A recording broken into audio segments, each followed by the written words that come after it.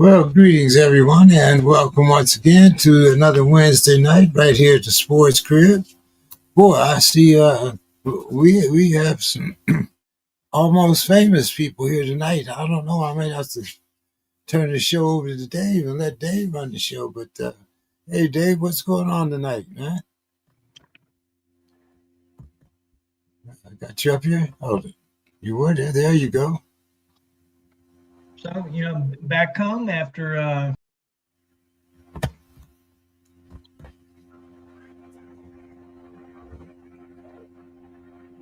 heard after I'm back home after. what's that? Uh, no, we didn't hear you say you were back home after. I got back. I was in Pittsburgh over the weekend. I went to the home opener. You went to that debacle. I know. Were they did they give you some money back? Oh man, they look bad, but I had a great weekend other than the game. All right. Well, I see Bo is here. Bo, what's going on tonight, there, my man? What's happening, gentlemen? I see you've been busy all around both arena football and was it WNBA? Yeah. The WNBA is in the playoffs, so it's a lot of time in the stadium. And Demetrius is here. What's going on? Our world traveler managed to make it to us tonight. What's going on? Nice. Hey guys, like at the hotel. I was like, I got to talk to my guys tonight. Good to see you, Bo. Good to see you, Dave. Sorry about the Steelers. I'm glad you had a good trip anyway. That's a good way to put it. Had a good trip except for the game.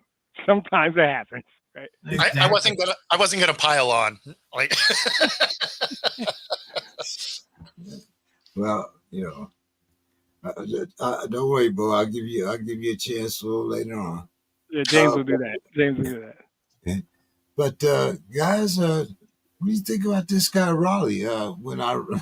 When I originally wrote the script there, he was at 54, and I think he had 2 home runs in one game. So now he's at least at 56. I don't know, and that was yesterday. Is he playing today? He might, Playing right now. yeah, the game's right now. You guys here with the Black Sox usually, but I know you're all baseball fans, so I'm gonna start with Demetrius. What do you think about this guy, man? Well, I mean, there's a couple of simple rules, and I know it's Bo's guy, so I won't take too much of it. But anytime your name gets mentioned with Mickey Mantle, it ain't a bad thing, right? Right? Anytime someone references 1961, it ain't a bad thing. And to me, I'll keep it short. Being a switch hitter, I don't know if it gets as much due as it should, right? And this guy's got more than 20 from both sides of the plate. That's as impressive to me as any of this, because he's not just somebody who's really good from one side and okay from the other side. He appears to be equally as dangerous. And there's all kinds of things. Griffey Jr.'s name is being mentioned with him now, and there's Seattle records and WAR numbers. I won't get too baseball geeky, but you can just tell when they talk about you, the kind of stuff they say with your name tells you everything you need to know. And if they're saying Mickey Mantle and single season this and single season that, you know you're doing something pretty special. Oh, Yeah, I mean, it's exactly that, right? Like, so when he had 54 a couple of games ago, yeah, he was tied with Mickey Mantle for a single season record for a switch hitter. And then, he hits 2 the other night. He's now currently tied with Ken Griffey Jr. for the Mariners all-time home run record. That's a pretty solid name to be mentioned with as well, right? So, yeah, what he's doing is amazing. And then, of course, you pair that with the fact that he's a catcher, right? So arguably one of the hardest positions to play on a baseball field. So, I mean, there's a reason he's being talked about with that MVP, because, I mean, not only is he a gold glover as a defenseman, but I mean, he's yanking the cover off the ball. Obviously, Judge is, his batting average is a little better. He has some of those stats, but when you're looking at total defense and stuff like that, Cal has a real shot at it. Yeah, it's I was looking on like I said the other day, it was 54. Now it's 56. I'm not sure how many more games you got. How many more games is there in the season, guys? 11, including tonight's. Yeah. Okay. Dave, what's your thoughts there? I mean, I know he's not a Pirate, but No, it's extraordinary. And, like Bo said, especially since he's been playing catcher for most of the season. I noted in the box score tonight, though, they have him as a designated hitter. So I'm wondering, I don't know how much he's played DH, but maybe what they're doing is they're trying to give him an opportunity to hit that 60. He has 43 as a catcher, I know, right? Isn't something like that, or 45 now, I guess. Yeah, so he's done the bulk of the lifting from the catcher position. It's just the normal rotation, right? Yep. That most baseball teams have, right? Where they have a couple of catchers, just because it's tough to play 162 games on, like that. Yeah. That's a lot of workload for a catcher. So he's actually had the standard workload of a team that has, a couple of catchers. He's been hitting good enough that he's taken the DH role on any of his off nights. Right. So that's kind of how that's played out. Well, we can't get through this segment without saying the word dumper, right? Nobody has said nobody said big dumper yet. And we almost got through the whole story about Cal Raleigh. And I was leaving it for Dave, and Dave just passed it up. And I was like, all right, I guess we circle back. Well, I mean, on the plus side, he's going to break Griffey's record because he's going to definitely provide the big dumper all over Colorado. Right. Exactly. He gets the Rockies to do what he needs to do. Now, Bo, Dave, go ahead. We kind of interrupted you there. Yeah, no, I was just, making that point, but I think, it's an extraordinary achievement. And, I just hope, I hope he gets it, because it'd be tough to be this close, have, enough games where he should be able to do it, but it's not easy, even if he wasn't catching. Having even if he was just a designated hitter, to hit that many home runs is still pretty good with today's pitching. So, absolutely. Yeah, Bo, what do you think? I mean, is he still going to get behind the plate, or do you think they're going to let him do the DH to try to break this record? Well, I mean, he only needs one more over the next 10 games. I'd be surprised if he doesn't get it, especially playing teams like the Rockies. They always play Houston tough, which is our next series. And then they wrap it up against the Dodgers, who their starting pitchers are nice. Their bullpen leaves something to be desired. So, he could probably hit a dinger or two off of their bullpen. So he's going to have opportunities. But yeah, he's still going to do the bulk of the work behind the plate. I mean, that's his starting role. Okay. What year was that when we had, we had a kind of era when the catchers were the man. It's kind of, I guess, a bright spot to see that position come back into, prominence. Yeah, well, I mean, the era that those catchers were hitting bombs, there were some other guys with some needles in their arms. So Right. That was about that same era. I hit that purist vein there. Okay. Oh man. But what about them Tigers there, Mr. Burgess? What's going on over there in Detroit? We're bored. It's August. We've been leading the division wire to wire since mid-April, and I think the magic number is 6.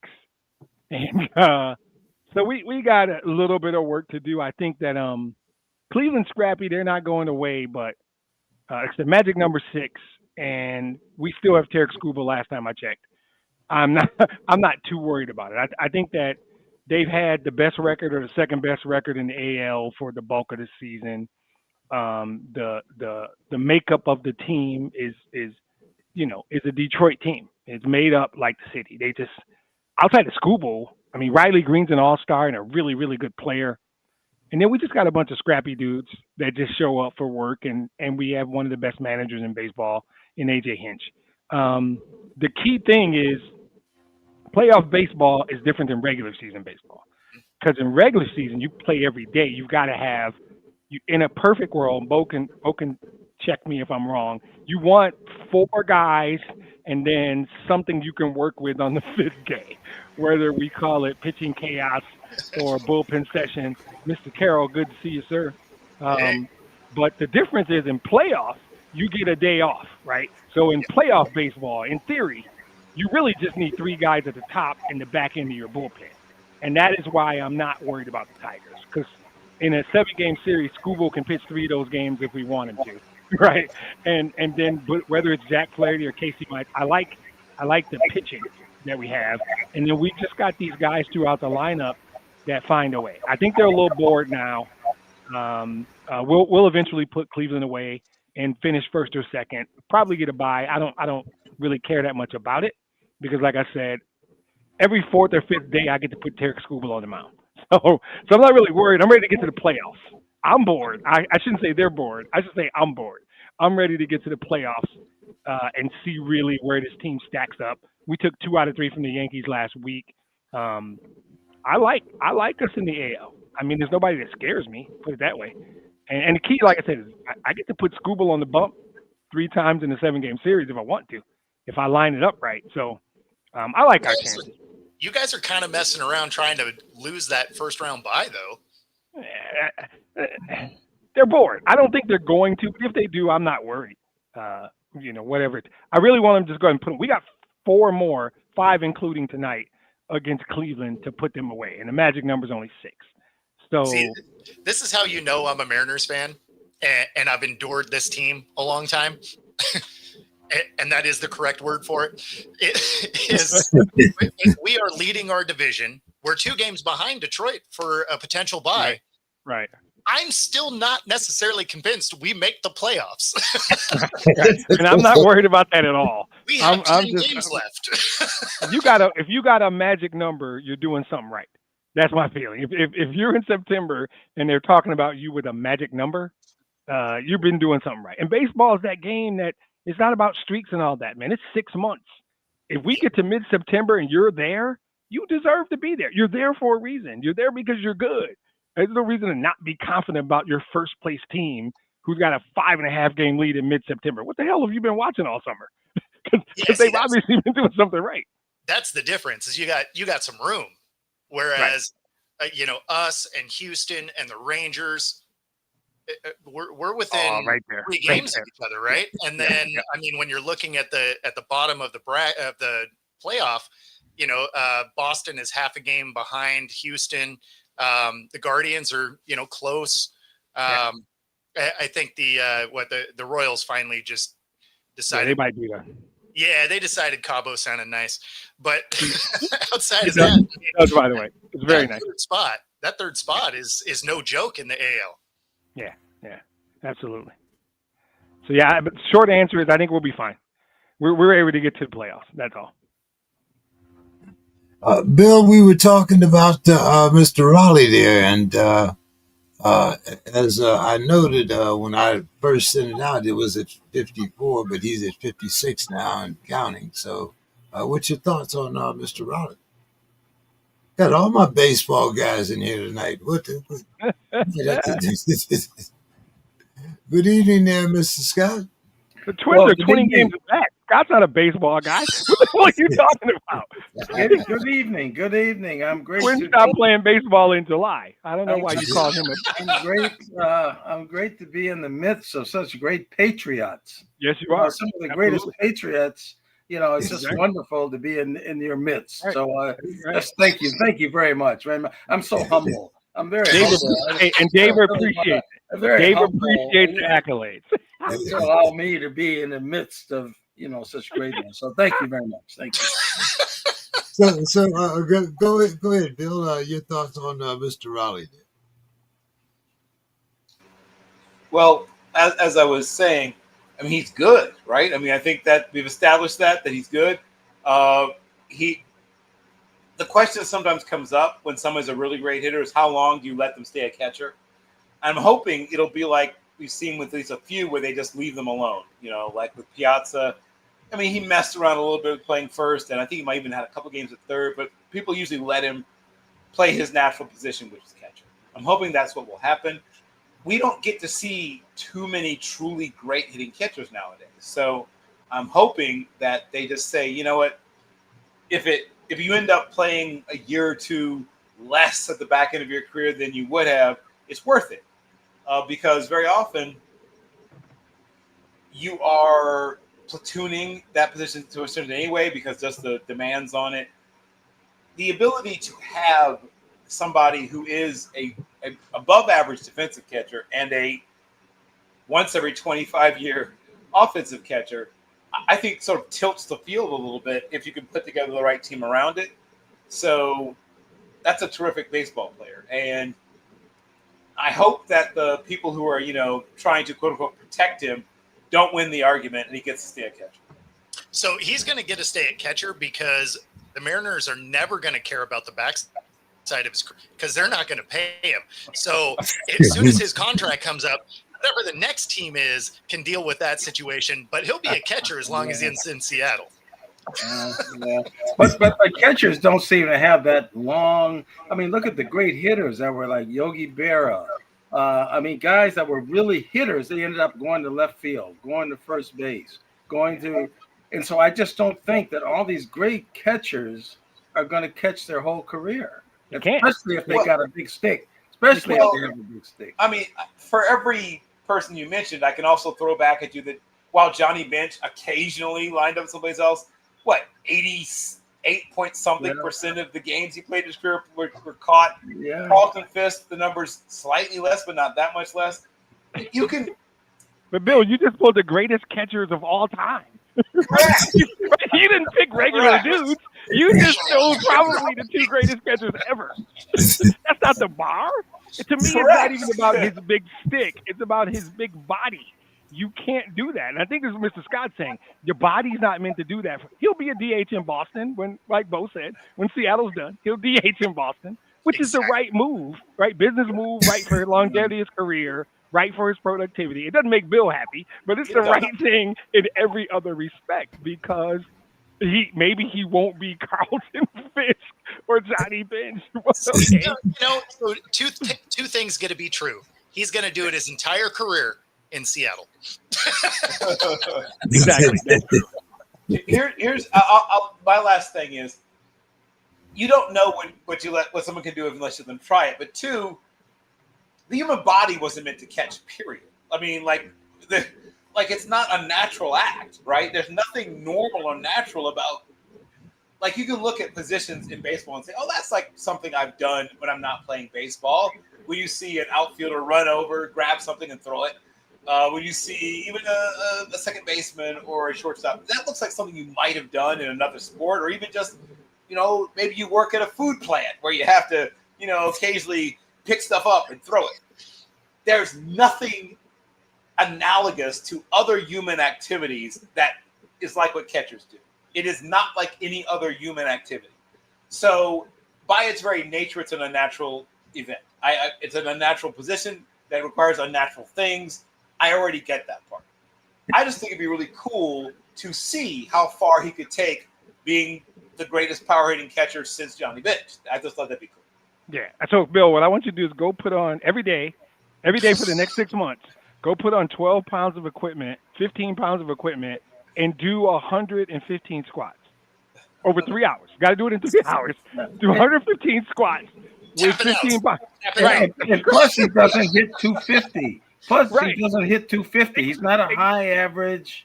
He doesn't hit 250. I mean, and then go out and hit 50 pounds home runs as you do your 100 squats. Yeah.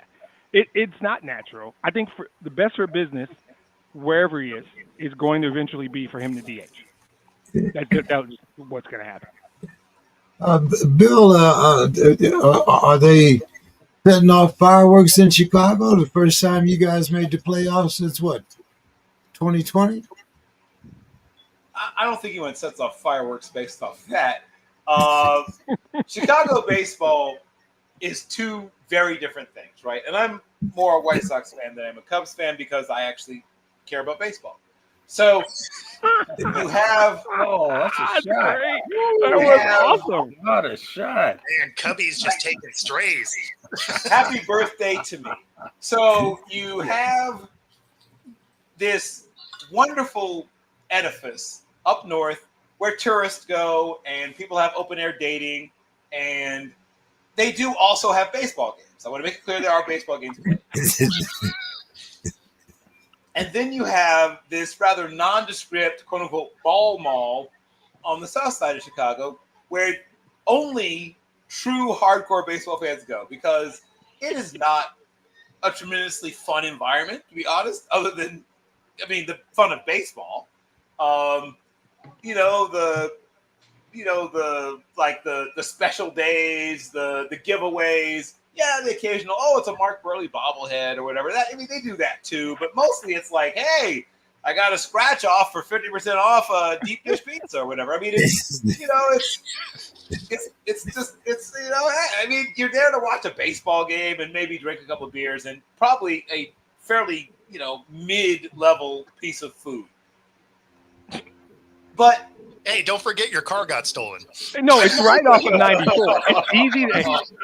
It's easy to get to. It's right off 94. It's easy access. Very easy to get to. It's just right off 94. Bam. Both by train and by car. Very easy to get to. Very easy to get to. And lots of seats available, unlike up north. So really, it's a much different and I think superior experience because I'm not trying to date. So Anymore. Right, correct. Anymore. I got proof of that. But lockdown. Yes, completely. The baseball scene in Chicago, as I mentioned before, it's like literally a tale of two cities, right? It is two very different things. The Cubs have these streams of income, right, that are not even baseball related. Like the Ricketts and others have money, like money. I'm not saying that like you can cry poor on the South Side, don't get me wrong, but it's not the same kind of money. It's a different kind. The quality and the quantity of the money is not the same. So, yeah, there's no fireworks being had here. I like that you're saying they have Temu baseball is really what you're putting. He's not mad at the Cubs or the stadium. He's taking a shot at the fans, in case you guys didn't get it. Yes, his issue is with Cubs fans, and he's not wrong, by the way. I am not. I don't know. Dave, Cubs fan or Pirates fan? Well, actually, they lost 8-4 today, and to the Cubs, right? And but they were eliminated Monday. You guys are talking about magic numbers and all that. Well, Pittsburgh's magic number was eliminated on Monday when they were eliminated from the playoffs, and they've lost 2 since then. So there's, not much to say. They got to finish out this season, and until the owners invest in some bats, they're not going to go anywhere. They got some pitching, but you need some lumber to support the pitching, and until that happens, they're not going anywhere. Yeah, Andrew McCutchen. DH. I mean, that's how long can they keep putting Andrew McCutchen out there as a DH? Right.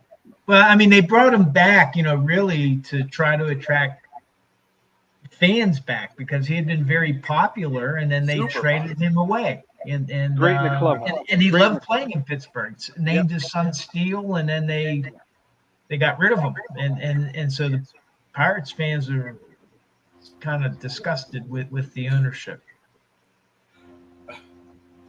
Well, if I could just say a couple of things, I want to just skip the script here. Two things I wanted to tune into now that Bo's here. I've got to hear something about Sam Darnold. I've got to hear that.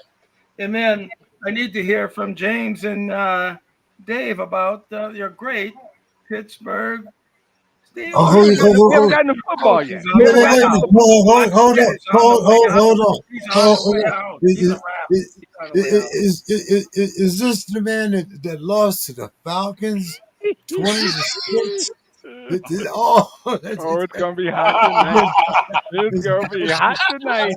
Oh wow! Already bounced out. You know, it's funny too because his team actually got better now that Wentz is going to start. Maybe I'm a little more scared. Yeah. Oh, I'm actually not. Yeah.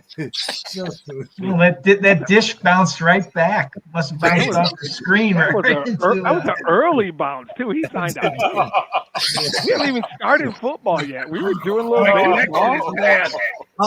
I'm already upset My about. connection. I'm already upset. I'm already upset glad I showed up about my Steelers. I'm glad I showed up just for this segment. Yeah, it's worth it. I was about to say I missed Sue's corner, but this got hot. I was like, wait, can we shout out to Miss Carrie? We already talked about one lovely lady in the family, and we skipped Sue's corner. We got one. Hey, but Bill, don't let her hear you're done with dating because she's gonna want some of those. Well, let me rephrase. I'm not looking to date the belly shirt and earbuds crowd that I'm going to run into at the average Really Field game, and that's just the dudes. Right. Yeah, Bill's good. Bill understands how this game works. He's done well. Bill's done well. I can vouch for Bill's done well. Good. Yeah, I'm back online. Oh, your connection. Your connection's better. That's great. So come on.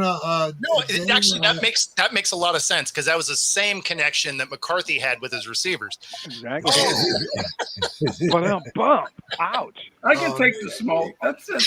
But it's going to be your turn coming up, so that's okay. Yeah. I'm with it.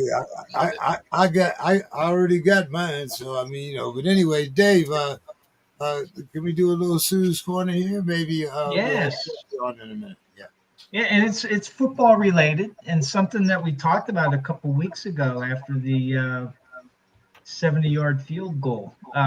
So here's Sue's Corner. We've had some amazing field goal scoring already this year. Teams have made 5 kicks longer than 55 yards in each of the first 2 weeks of this season. Before this season, teams used a special football that players did not have access to until the game days. Those are the K-balls. Each team would realistically have about 30 minutes to brush, massage, and otherwise break in 3 footballs. In 2020, that time was increased to an hour. Under rules adopted this season, teams receive 60 footballs for the season before the start of training camp. Kickers can work those footballs into the shape they want, learning exactly how they will respond. And those footballs are definitely responding. One coach said the fact you get to kick with the ball in practice is a huge difference. You are not supposed to use pressure or stand on the ball or put it in a clothes dryer. But how can they tell what you are doing when you get to have the balls at your own facility? These are things that the kickers work on. Ball selection involves choosing a worked-in football for maximum contact surface and fatter ball shape for increased bounce in a larger sweet spot, while also considering a consistent, well-placed hold with appropriate leaning for the optimal strike. So for the ball, for the worked-in ball, that's, kickers prefer balls that have been worked in, meaning that it's been, massaged and broken in and is softer and more pliable. So it's not like hard plastic. They also like a fatter shape. So rather than a narrow, they want it a little bit fatter so that they have more surface area for the foot to strike. And then that creates more bounce. So that you get compression when the ball is struck, which can help minimize miss hits and enhance the accuracy and distance of the kick. So whatever they are doing, it is obviously working, and that's Sue's Corner. Based on that I description, just find it interesting because this is all related to, you have the K ball, you have special balls for the kickers. Each team has their own balls for their offenses. So there's a set of balls for the home team and a set of balls for the away team. And then they have so much time where, and we all know this from the Tom Brady Patriots debacle, with the deflate gate, where they get to manipulate the balls. And so it sounds like, the NFL, they're actively trying to make the kickers more accurate, longer kicks, which there's probably a sports books around, with odds on, what the longest field goal is going to be, and et cetera. Or you can do that on DraftKings and MGM Sportsbooks. Right. You can go on any of them. Just look at prop bets. There's Yeah, but Yeah. with the Deflategate, who's the one that manipulated the ball? I mean, did the coach know about it? They tried to say, Brady had to take the fall for it somehow. But then there's a guy that's supposed to handle those balls and do all that. Brady don't have anything to do with that. But Oh, yes, absolutely. he The was quarterback suspended for does, 4 games. because each quarterback has their own specifications as to how they want that ball. Yeah, but he was And to suspended think for that they're 4 games. manipulating a ball without the quarterback knowing it, there's no way. Tom Brady he was literally Because you suspended can for have 4 another games. quarterback, and another quarterback is going to want to have that ball to another pressure and have it broken in a different way. So no, I'm not going to sit here and defend Tom Brady. And I don't think that it's. What about the coach? What about the coaches? Hold That's his job. on, Mr. Scott. That's his job to handle the ball. We have The coach doesn't pass the ball in the game. our guest is here tonight, Mr. Fann. I know he's like one of the family, but Jeffrey, how you doing this evening? Hey, I'm doing good tonight. Glad to be aboard. Yeah, You gonna talk walked right into a shit show, Jeffrey. Sorry.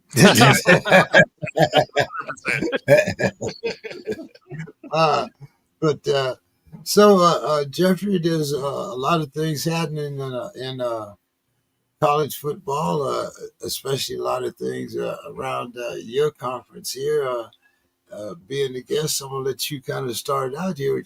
What's going on? Clemson 1-2. You got Georgia Tech upset them this weekend. What's happening? I know we got some coaches on the hot seat here. What's going on already in your conference there, Jeffrey? Yeah, I think the big story. I mean, through 3 weeks. Of course. Oh, sorry. Yeah, of course. You got to start with Miami right now. Yep. I mean, they look like a team that can, get into the national title chase. Carson Beck has looked outstanding in the early part of the season. They beat Notre Dame in that opening game, who now they're 0-2, but that's still a big win for them. And then they took on a South Florida team that had a lot of people, after they knocked off Florida, and they really toyed with South Florida, honestly. I didn't think Miami even played that well, and that game was never in doubt. And now they got Florida themselves coming up this week. They have talent on that team, but I think most people expect Miami to take care of Florida. So, they're a team that looks like they're going to be in the thick of the top 5, top 6 the entire season. Then you go to Florida State, how they've started out the year knocking off Alabama. I think that kind of shocked everyone except maybe those in the Florida State camp. Nobody saw that coming. Thomas Castellanos, the transfer from BC, basically predicted a win for Florida State, and everyone's like, oh, wait, kind of pump the brakes there, and he completely backed it up. And they look dominant in that game. They look like they're going to be a factor the entire season. And then, as you talked about Clemson and Georgia Tech, we'll start with Georgia Tech. Brent Key, he's building in Atlanta. I mean, they are known for physical, tough football, and it started out on the road at Colorado. You take on a P4 team, turn the ball over 3 times in the first quarter, and most teams are getting blown out. And Georgia Tech won that game, outscoring Colorado 27-13 the rest of the way. And I know Colorado's not great, and Deion Sanders is messing around with his quarterbacks right now, but that kind of set the wheels in motion. And then when they played Clemson on Saturday, I mean, there was no question Georgia Tech was the better team, and it took a couple plays for Clemson. At one point, it's 3rd and 22 in the second quarter, and Clemson converts. And if that play doesn't get converted, I mean, it very well could have turned into a rout. Credit to Clemson for making that a game, but Georgia Tech, Haynes King, they have it's like a 7-1 record under Brent Key as a outright as underdogs, and now we got to see them play as like the favorite. I mean, there people are talking about, they could make a run to the playoffs. They can contend for the ACC. I mean, they're not under the radar anymore. And so the question is, how are they going to play now as a favorite down the stretch here? And I think that, I'm not saying they won't get upset here along the way. I think, games, I think NC State could be a dangerous game later in the year. Syracuse, the way they throw it, Boston College, even though they lost to Stanford, Lonigan, they got a really good quarterback. So by no means can you say they're going to get to Georgia, that Georgia game 11-0, but I like the way they're trending with Haynes King. I mean, if you beat them, you're going to have to bring your A game, because that guy is a refuse to lose type of player. And I think, yeah, I could definitely see him running off another several bunch of wins here before they lose, which I still kind of think they'll get upset at some point along the way, but that's a legitimate top 20 team. And then, of course, we got to talk about Clemson. I've went to both Clemson games, the LSU game and a Troy game, and something's wrong with that. Something's wrong with that offense, big time. When you look at Miami, Florida State, and Georgia Tech, I mean, they all have identities on offense, and it seems like Clemson just.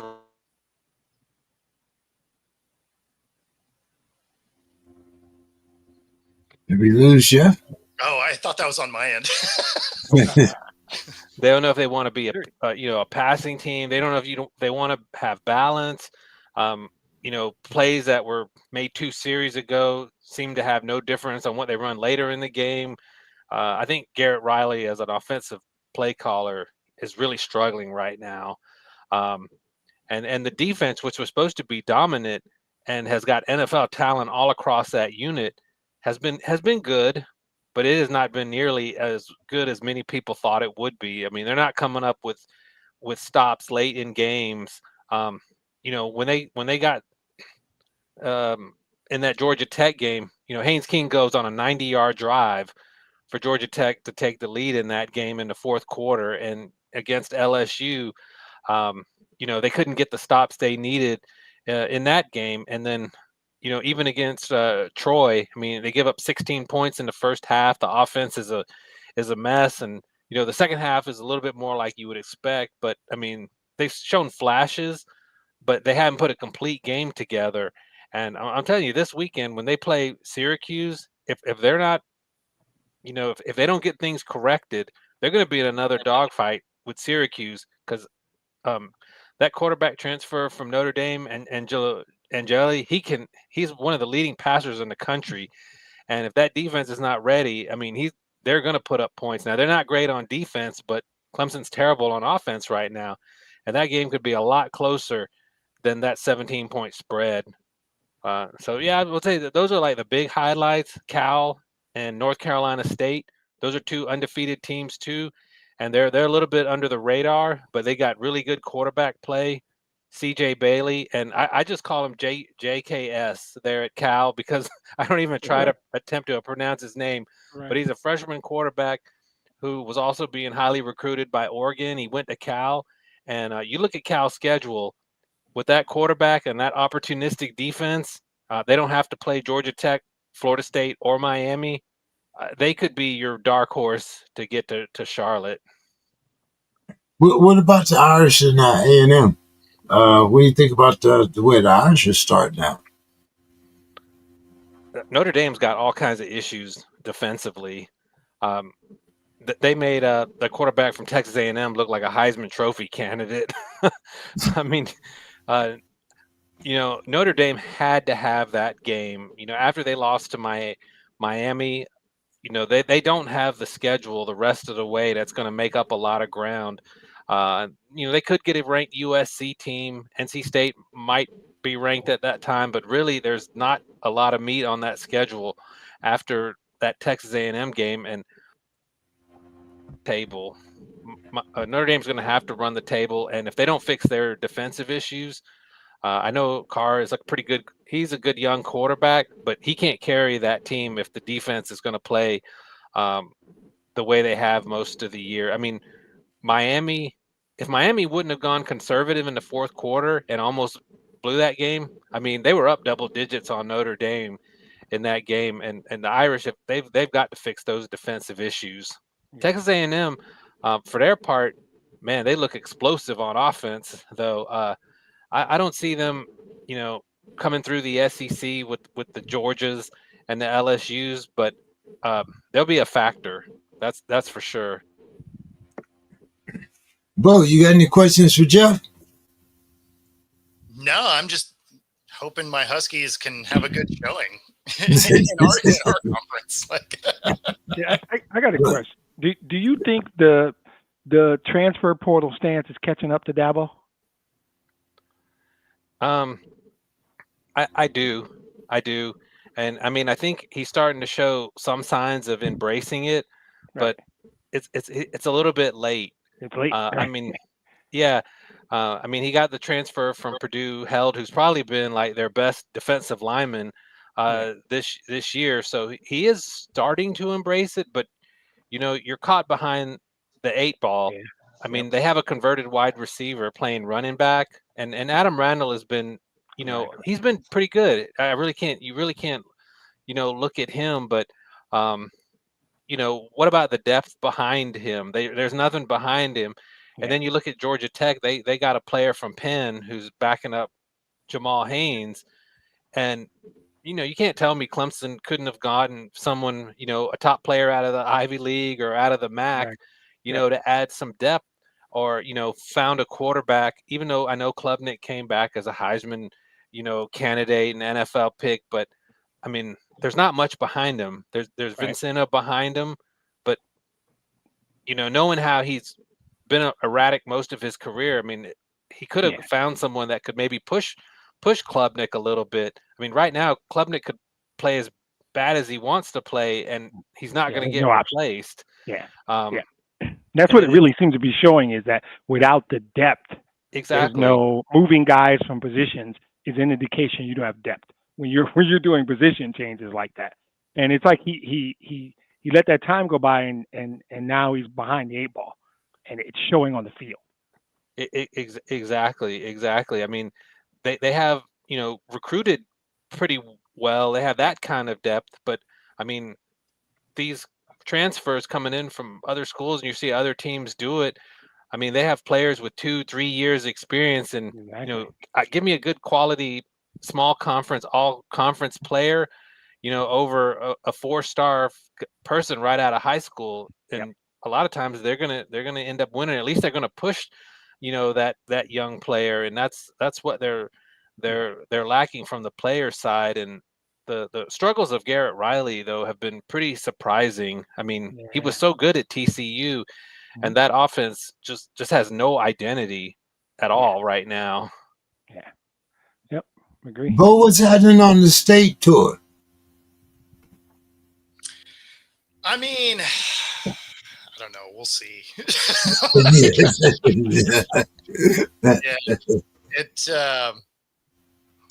I don't know, right? Like we're not going to know until next year when you're talking Pac-12, right? Yeah. Oh yeah. Yeah. So yeah, I mean, we're not going to know until that all comes together next year, right? The entire conference of state schools, and then Gonzaga because they needed a basketball team. All right. You know, that's sort of a wait and see, right? This is the last year of a 2-team Pac-12. I think it'll be really funny if it happens like it did last year, where Wazoo was actually kind of decent and Oregon State was terrible. But because the championship game is between two schools and Oregon State pulled it off, they won the championship with they were a 3-win team, I think. So you know, that screams conference champion to me, right? So but they get to do that again this year. So next year will be the real kind of litmus test of what the Pac-12 is or isn't, right? I mean, at least there'll be playoff. There'll be a playoff eligible conference at least, so they'll have that going for them.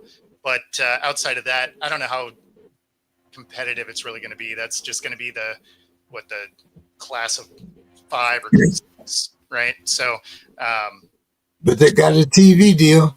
They got a TV deal. Yeah, it's not as lucrative as the one they could have got when they still had good teams in their conference, but you know, they didn't want to sign that one. They held out for more money. Basically, that conference is the conference version of Nico leaving Tennessee.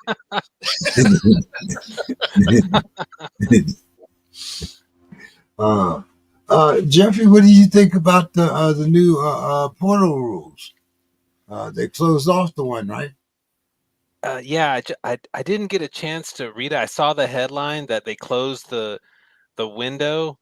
Ooh, which one? They went to a single one, but I don't think that they've set the dates yet. Okay, then that's what I saw too.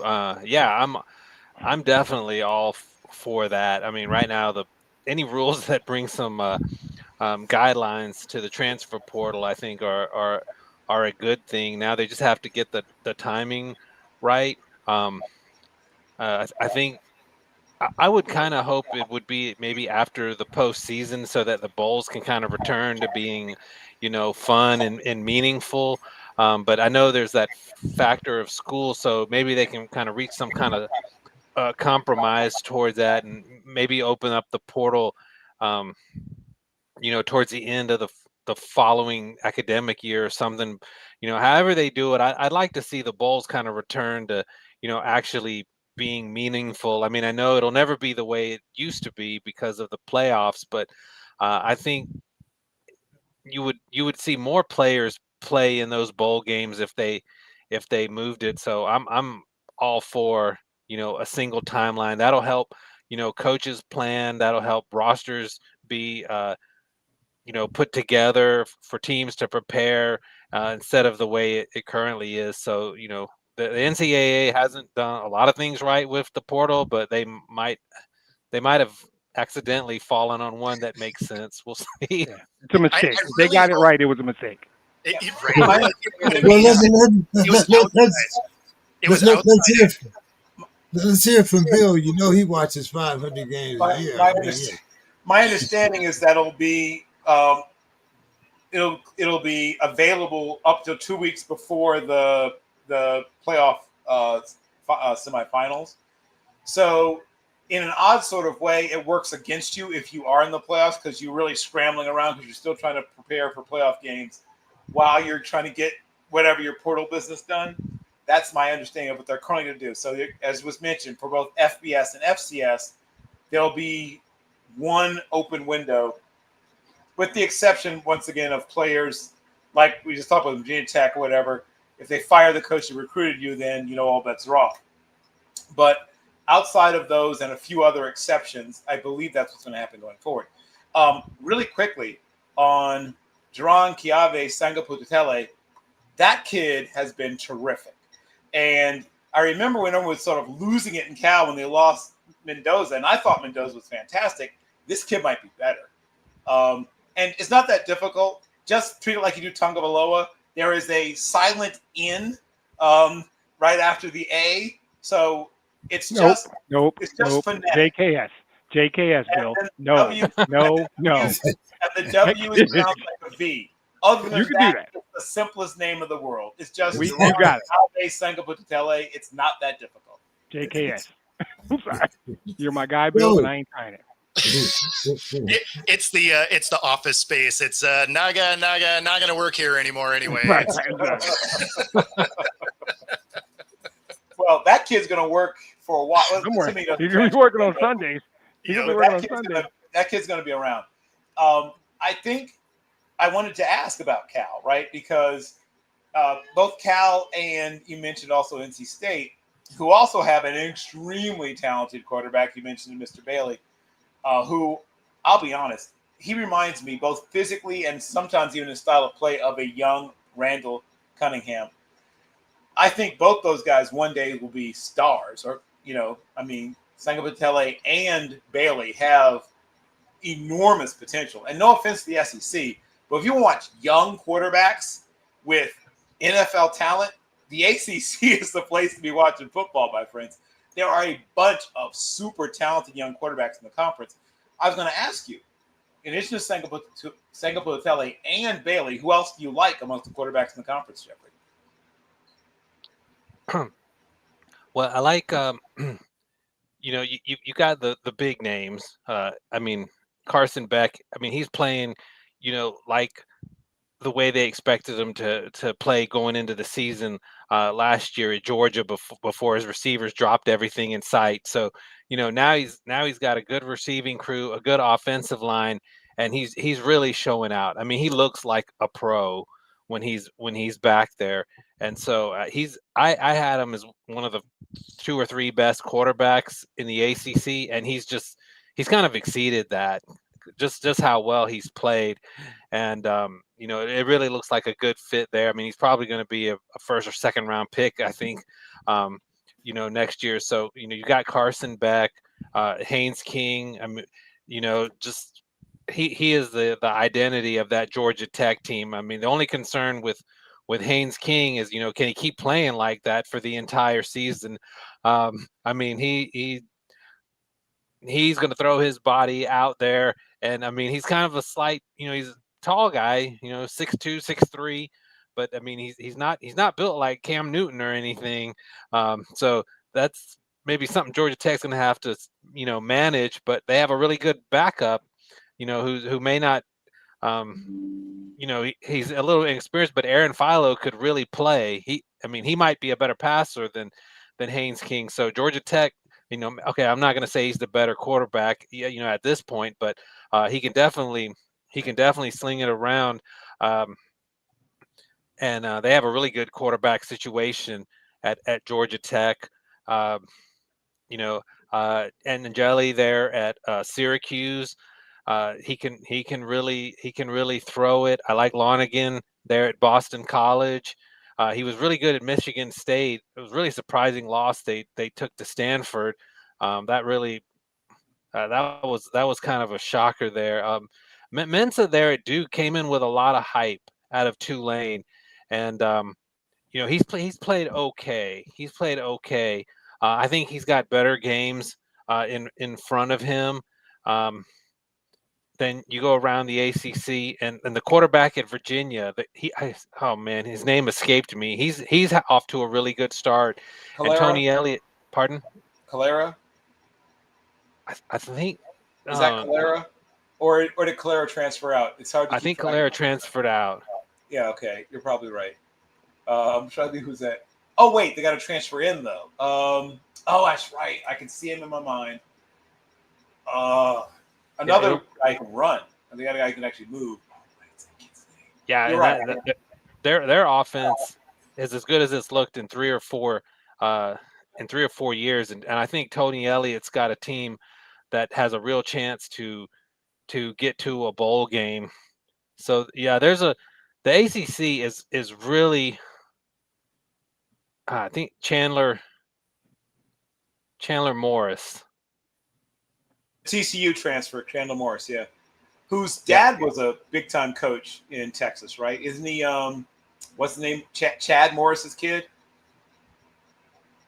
Yes. Yeah, his dad's a big-time offensive mind down there in Texas, yeah. Of course, and he plays like a coach's kid. but yeah, Chandler Morris has definitely been one of the surprises in the ACC. But like Bill said, the ACC is really deep at quarterback, and at some point, Klubnik is going to start playing better. I mean, he's too talented to go through this funk the entire season. His receiving core is too good, and I know Antonio Williams, probably the best receiver on Clemson's, been out since early in the LSU game.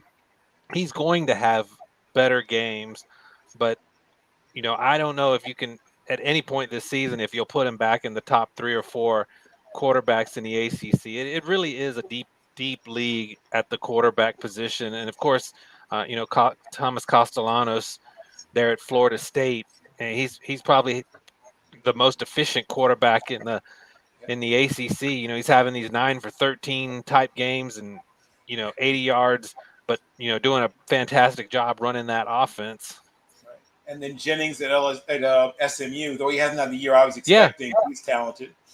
Yeah, I mean, I didn't even get to Kevin Jennings. He was, the starting SMU quarterback who played so well last year. I mean, you kind of forgot about them because they blew that 2-touchdown lead to Baylor in the final 5 minutes. But I mean, they're not going to just fall off the map. But I'm glad, you mentioned he's going to be JKS to me. I'm glad you brought his name, but he can really play. I mean, you watch him and you can just see he is just oozing potential. I mean, every now he'll have like a short screen pass or something and overthrow the, his running back out of there because he's still kind of developing that touch. But I mean, his talent is through the roof, and when the rest of the country sees that, they're gonna be like, okay, that's a future star right there. Sango Botelli is one of the. If he's not a top 3 freshman quarterback, I don't know what he is. He might be the best freshman quarterback. He's certainly top 3 that I've seen. Jeffrey, what do you think about LSU starting out 3-0? Yeah, I mean, when I saw them live against Clemson, I mean, I left that game thinking, that's one of the 3 best teams in the country. But since that time, you look at it and say, okay, well, maybe Clemson wasn't a top 10 team really, and now you look at LSU kind of having their own offensive struggles. I mean, I was telling someone at that Clemson game, I was like, there's no one else in the rest of the year is going to hold them, to 17 points in a game, and then they get 5 turnovers against Florida and only score 20 points. And I think it was Louisiana Tech. They might have won like 23-7 or something. I think with Perkins and that group, that defense is a shutdown defense. I think it's one of the best defenses in the country, but their offense should definitely be better with Nussmeier, because there's some elite offenses in the SEC, and I mean, if they don't pick that offensive up, they're not going to be the team many thought they would with that kind of quarterback. So I mean, I think they're very capable of getting to the playoff. They're very capable of being a national title threat, but that offense is going to have to start to come together. And from what I understand, I guess they're saying maybe Nussmeier had like a torso injury that is affecting his running. So maybe when that heals up, you'll see more of his ability to be mobile, and the offense will start coming together. But I mean, still at that time, you go into Clemson on game number 1, and the hype for that game, and they still left, and clearly they were the better. It was 17-10, but they absolutely controlled that second half. So I mean, they get that offense right, and they'll be one of those teams you'll have on the short list to win the national championship.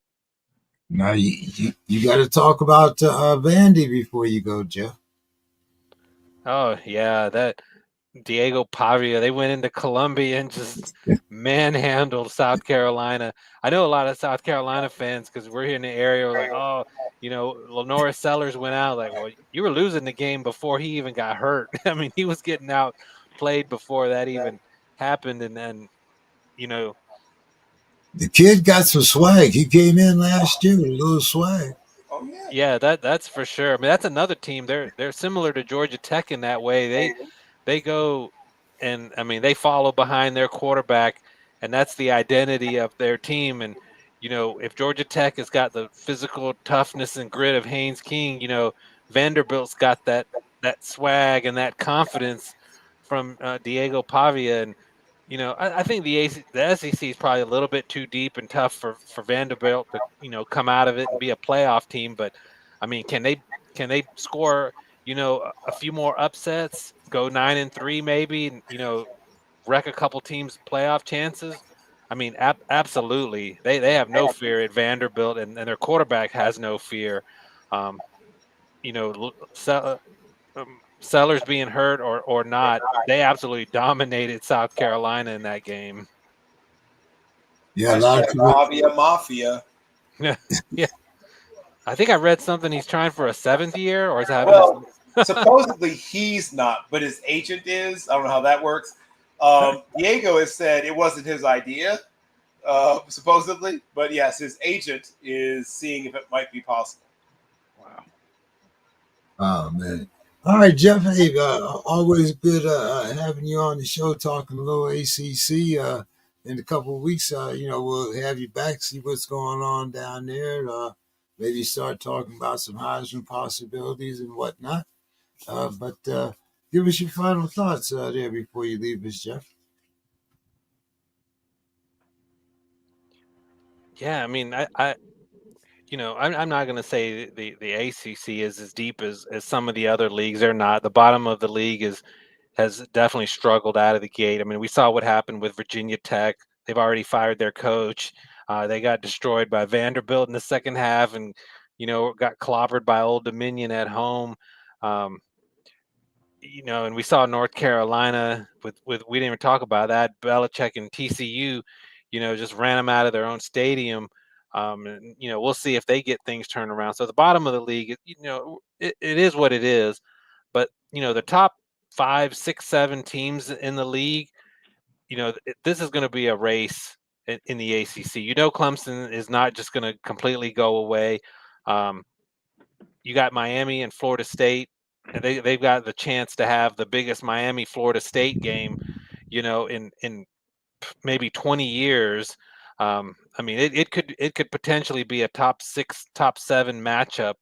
And then you've got those other teams, lurking in the background, the Georgia Tech and Cal,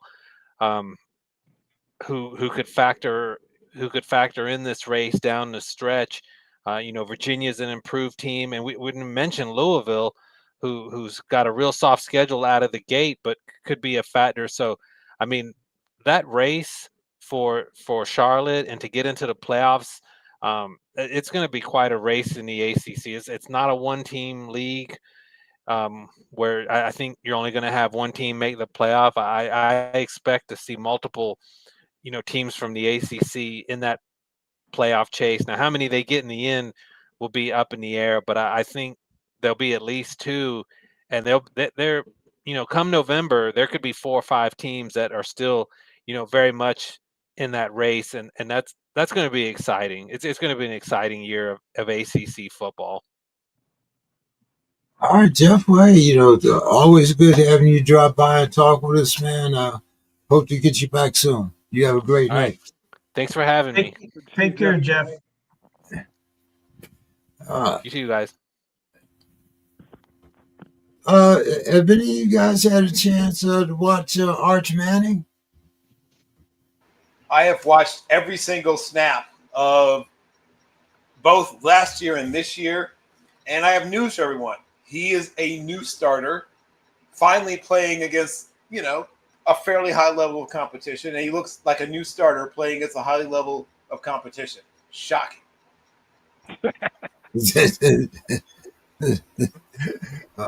So he's just another man. He puts on his pants like everybody else. Huh? I mean, he may have servants who do it for him, but even if that's the case, he's still going to have to play more football. And when I found out, like, he was at one point the odds-on favorite for the Heisman, I was like, what do I get to bet the field? Like, it was just silly. Well, who's better, him or Shador? Who's better, him or Shador?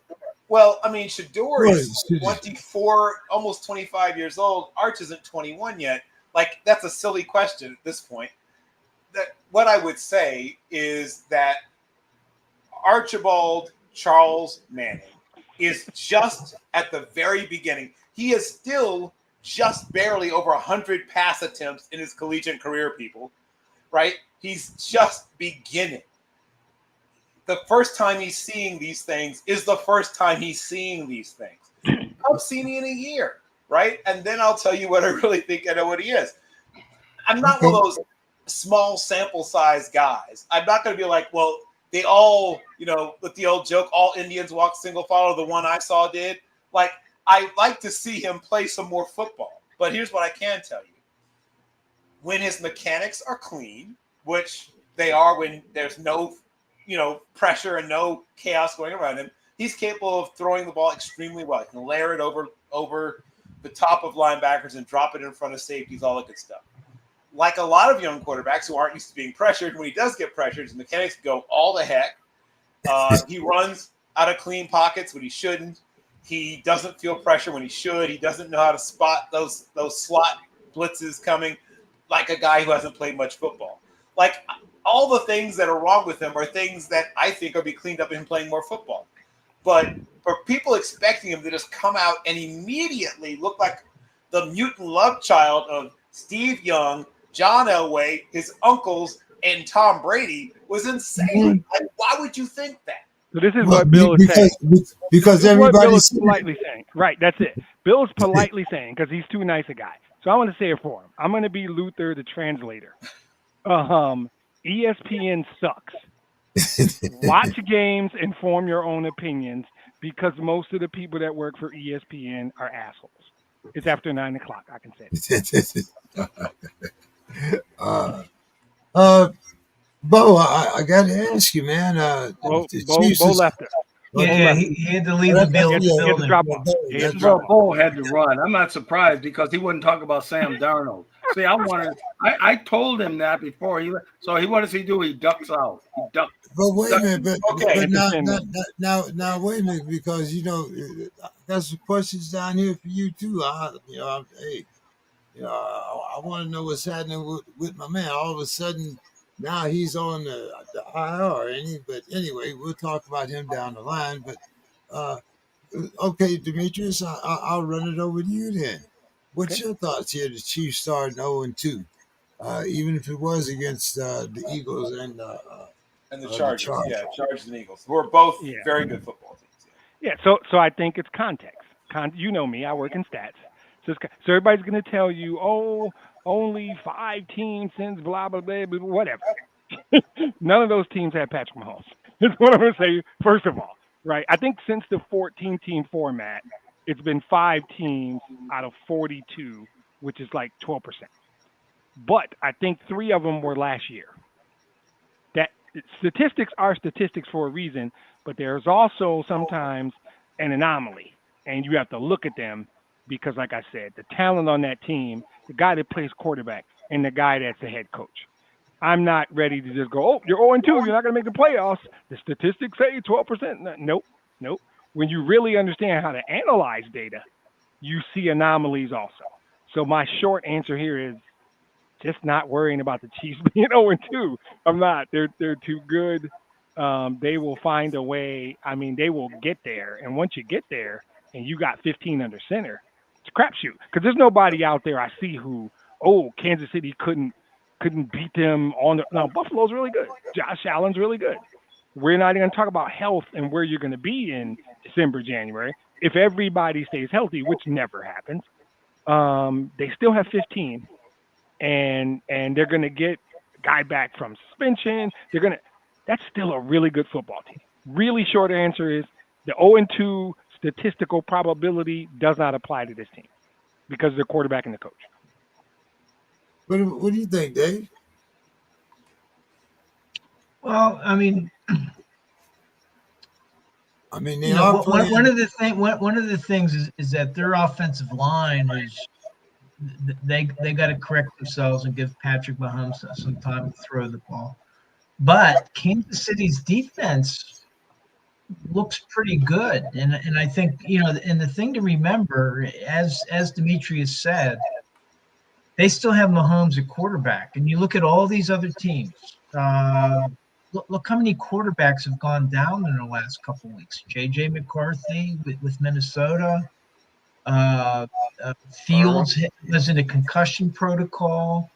And so at any given time, a team could be in the driver's seat. And if they Burrow, and then all of a sudden that's going to impact them for the rest of the way. So as long as Mahomes is there, and if they can get that offensive line to give them a little bit better protection, and I think that their defense is pretty good. We're just 2 games into the season. Yeah. And the Giants will probably be the perfect tonic for you. Is everybody so happy? Why is everybody so happy because J.J. McCarthy went down?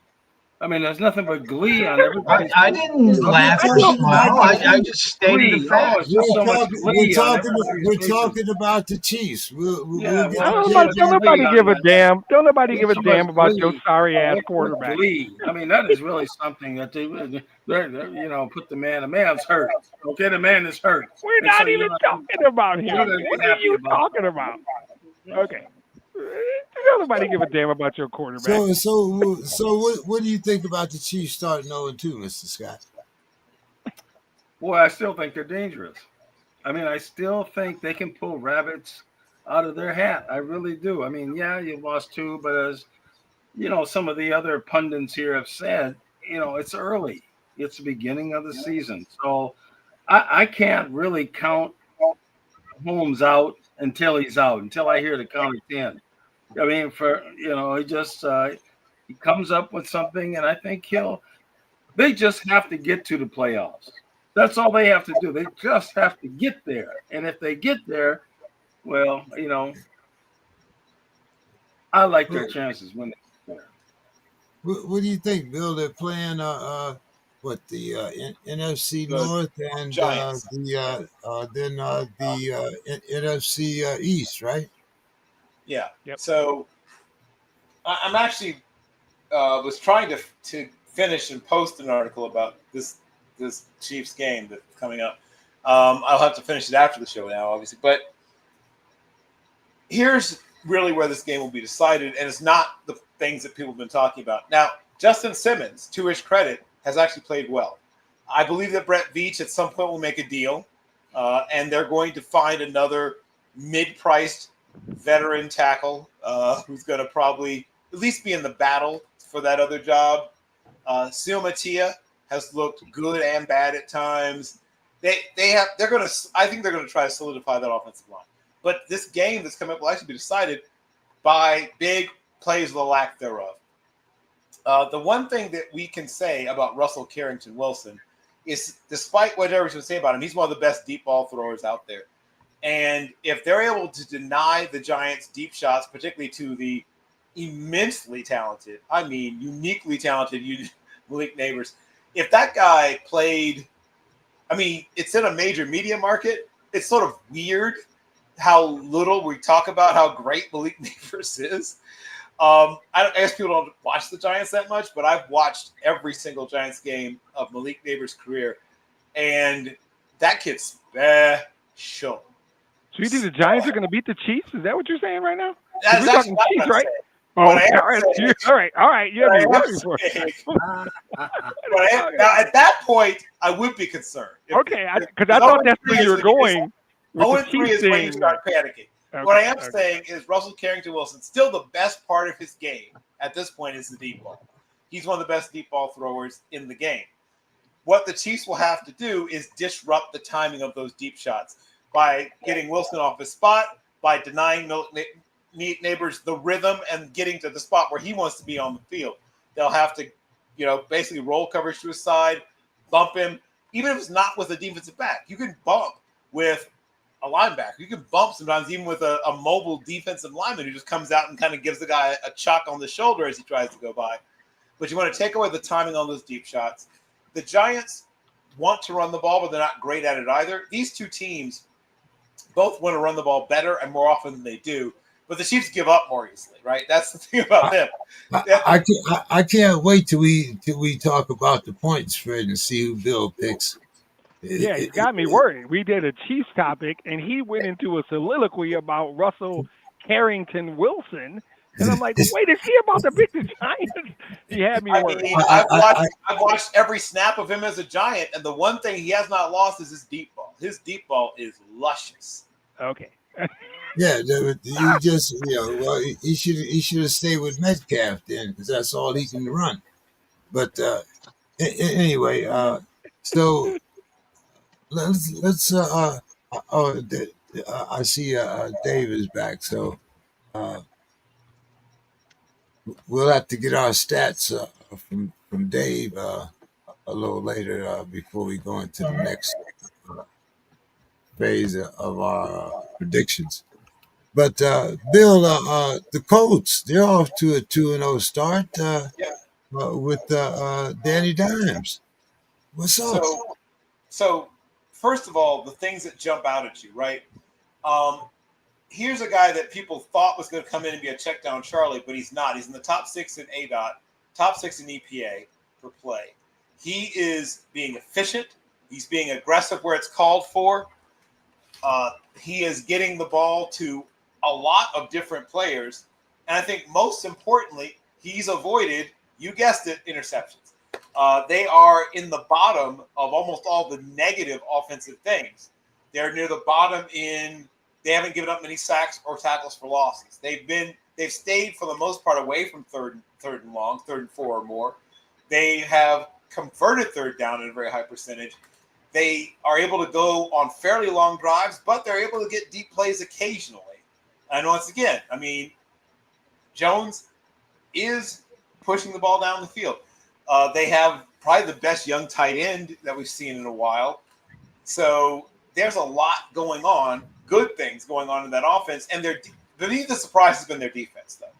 I had real concerns about that secondary, both through losing players to free agency and to injury. But they did a great job of bringing Cameron Bynum, who's a tremendous ball hawk. The Vikings' loss is their real gain. He's been terrific. And while they haven't had like one extraordinary pressure player, I mean, they do have DeForest Buckner, who is a special disruptor on the interior, big, strong, fast. A guy that's sort of like a younger, I won't say poor man's, a middle-class younger man's version of Calais Campbell almost, right? He's 6'7". He's 292 to 304, depending on what day you catch him and what he ate that day. But he moves extremely well. He's good against the run and against the pass. I've been pleasantly surprised by their linebacker play. They've been good on special teams. Spencer Schrader is the #1 kicker in football right now. So they've been good in all 3 phases. There's not a real obvious weakness thus far to the team. Jonathan Taylor has been productive, but they haven't been leaning too hard on him, I think intentionally. They've been trying to take some of the wear and tear off of him. DJ Giddens, who's replaced him at times, has shown explosiveness. Doesn't really understand enough about picking up blitzes and doesn't catch the ball well enough to really press for a lot of playing time. But like I said, there's no real obvious weakness to the team right now. Now, we'll see what happens when they keep playing against high levels of competition, which the Titans are not. So an early peek at the point spread, unless it's more than like 11, I'm probably picking the Colts there. All right, well, we'll see. Demetrius, we laughed, when we were talking about, they picked Danny Dimes. What about Anthony Richardson? Well, what about Anthony Richardson? What do you think starting out 2-0 there, Demetrius? Yeah, as much as I hate disagreeing with Bill, this is nothing to me. They beat an awful Miami team week 1, and then they won this past week when they should have lost. But one dumb player makes one dumb mistake on a field goal. They had no business winning that game. The reality is this is the opposite of Kansas City, right? This is the opposite of Kansas. This is a 2-0 team that doesn't impress me. They got the Rams and Chargers coming up, and then they got a 4-week stretch where they got to go to Pittsburgh, they got to go to Kansas City, and they play Houston and Atlanta. If they go better than 1-3 in that 4-game stretch, and I don't know if they beat the Rams or the Chargers. let's talk about the Colts week 9. And this is to me the opposite of Kansas City. This is how statistical analysis works. You say, wait, their week 1 win was against an awfully coached and inept dumpster fire of Miami, and then they shouldn't have won last week. So I don't, and it's not personal to Danny Dimes, whatever. I don't even know what that is. Daniel Jones ain't good enough to have a nickname. I'm sorry. It's not. My much shorter answer is, let's talk about the Colts in week 9. Right now, this don't impress me. This is the opposite of Kansas City. If I offered you guys right now, who makes the playoffs, Kansas City or Indianapolis? Who on this show right now is taking Indianapolis over Kansas City? There it is. There it is. Mr. Scott, what's your thoughts here? I know you were a little upset about Anthony Richardson. Well, you know, this thing, you know, the deck has been shuffled so quick right now. You know, I mean, this thing is really, you know, they put all this thing into J.J. McCarthy here. And so, you know. We're talking about the Colts now, Mr. Scott. Yeah, but the reason I want to go to that is because Daniel Jones was on our practice squad all year long last year. Okay, you got Carson Wentz now. That's right. He was like, well, see now you want to cut me off. Okay, well, you know, you don't want to let me.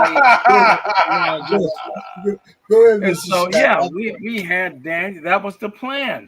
They knew McCarthy really wasn't ready, and so and Daniel Jones. Now I can't believe this. He was sent on a practice squad all year long. But they paid him $10 million to sit there. And so when Indianapolis came saying you can get a chance to start because they didn't care for Anthony Richardson, he went there. But they really wanted him to stay here. But he said, if you can't give me a starting thing, well, why would I stay here? They actually should have kept Sam Darnold. I mean, this guy gets you this far down the line. You know, and everything is working good. All the stats are good. The running back numbers, the defense, everything looks good. But then they don't want to pay, you know, because they had this number 1 pick that they knew they wouldn't have to pay that much. And they just, you know, thought that this was the way to go. And he's not ready. I mean, everybody could see that. He's not ready. He's not ready. You know, yeah, I know. You know, Demetrius. You know, I'll be back to you, Demetrius. You know, I mean, I know you're so giddy after last week. Oh, everything looks so great now. You know, first week they were no good. Now Jared Goff, you're gonna say MVP, and I'll just sit back and listen. I'm not gonna say anything more. I don't have anything more to say. Did he answer the question about the Colts at all? Did he even talk about the Colts, or did I miss that part? I was just curious. Sorry, go ahead. Go ahead. Tell me. What's the question? Right. We were talking about nonsense. The Colts? We were talking about Danny Dimes and the Colts starting out 2-0. I told you what happened. Yeah, he was supposed to still be with the Vikings because, I mean, how do you pay a man $10 million to sit on your practice squad? I mean, what are the Falcons paying Kirk Cousins to sit on the bench? And that's another thing. He might be coming back here. Don't be surprised. Do not be surprised if he comes back here. Don't be surprised. Sorry, Dave. Don't be surprised. That's all right. He might be back here. Don't be surprised. Yeah, where's the man? Hopefully we'll get through these before week 3 is over. Demetrius, they're all just ducking. Oh, just ducking me. You know, they don't want the smoke. Wow. Go ahead, Dave. No, I mean, here's the thing: is Indianapolis could very well be a playoff team this year. Their division, they got Jacksonville, they got Tennessee. Houston is off to a bad start. Now, Houston is probably their main competition, but they could conceivably be a playoff team with Kansas City. Now, would I consider them a favorite? No, probably not. I mean, I think that they're off to a great start. Let's see if Jones can take care of the ball all season. Like what's worked for them so far is he hasn't turned the ball over, like Bill said earlier. And but if he starts throwing interceptions, well, then all bets are off. But right now, they have tennis. They're poised to start out 3-0. Yep. And indeed. so the Colts, and so I think that they could have a shot at winning their division. If Texas doesn't turn things around. Yeah. And that was a really hard loss, I think, for the Texans this week. But Dave, the Bungles, they're now 2-0, but they lost Joe Burrows. What kind of impact do you think that's going to have on our division? Well, it should have a significant one. Browning, I think he led them on a game-winning touchdown drive. And so he played extensively. He did win, but he's not Joe Burrow. And the problem for Cincinnati is their defense. Can their defense keep up with these other teams? So I think without Joe Burrow, that's really going to hurt them. I think Baltimore right now is in the driver's seat because Cleveland, they got their quarterback issues. Cincinnati without Joe Burrow is just another team. Okay. What about Pittsburgh? Nobody talks about that. What about the We'll Green talk Bay? about We're going to talk. We have an agenda. You don't want to talk about that. Yeah, I know. There's a structure to this. Because we at least scored more points than 6. There's a structure to this whole thing, man. Stay with the script. What are you doing? So anyway, let's go here. Let's talk about the Packers a little bit here, and I'm going to go to Bill here. Bill, what do you think? The Packers, they stuffed the Commanders, and they're off to a 2-0 start. Has Micah already changed the landscape of the NFC North, Bill? Well, I wouldn't say that he's single-handedly changed the landscape of the NFC North. What I will say is he's freed up the defensive play calling, right? The thing about mismatched pass rushers is they deform the other team, the offense's game plan, right? It takes certain things away from them or constrains them. Now, your every thought starts with protection instead of production, right? Your protection first, production second, instead of production first, protection second when you're drawing up plays. So I would say that teams, particularly teams that do not have great offensive lines, are literally removing parts of their game plan. That's the thing that he does.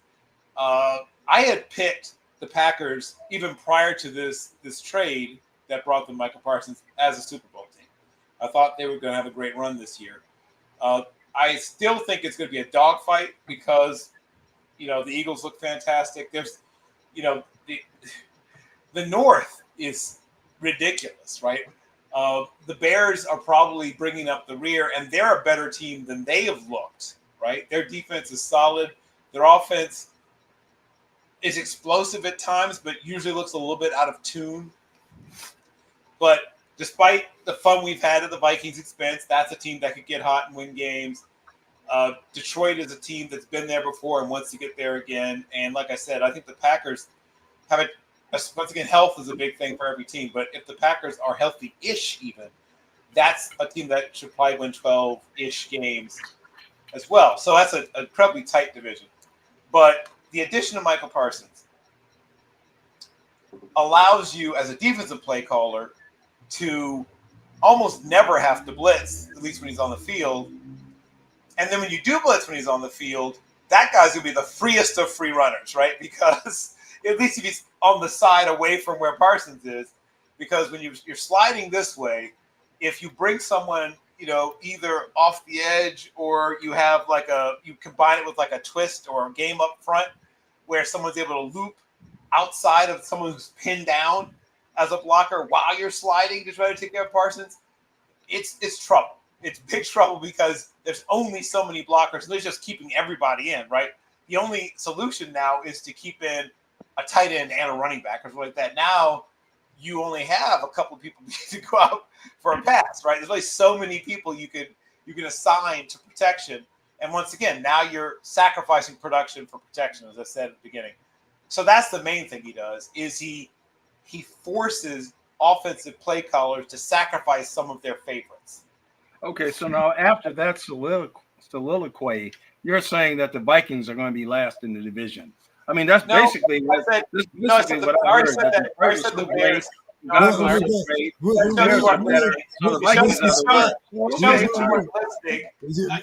Scott, we're not going to talk things that no one's ever said for some reason. I love your passion, but it is unsanitary to put words in another person's mouth, sir. What I said is the Bears are bringing up the rear of that division.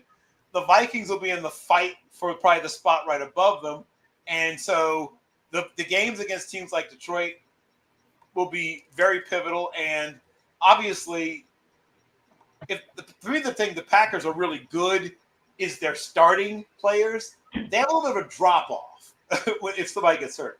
They have at most positions they're not super deep. That's the only issue with that team. Very talented. Their starters are fantastic. Well, if we let you tell it, okay, fine. But they have a thinner. Mr. Scott, we will have a Minnesota Vikings show a little bit later. But right now, there we go. The Minnesota Vikings segment. Dave, what's your thought here with the Packers and the addition of Michael Parsons?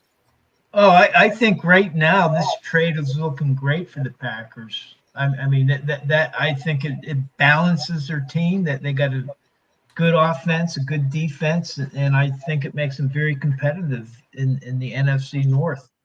And as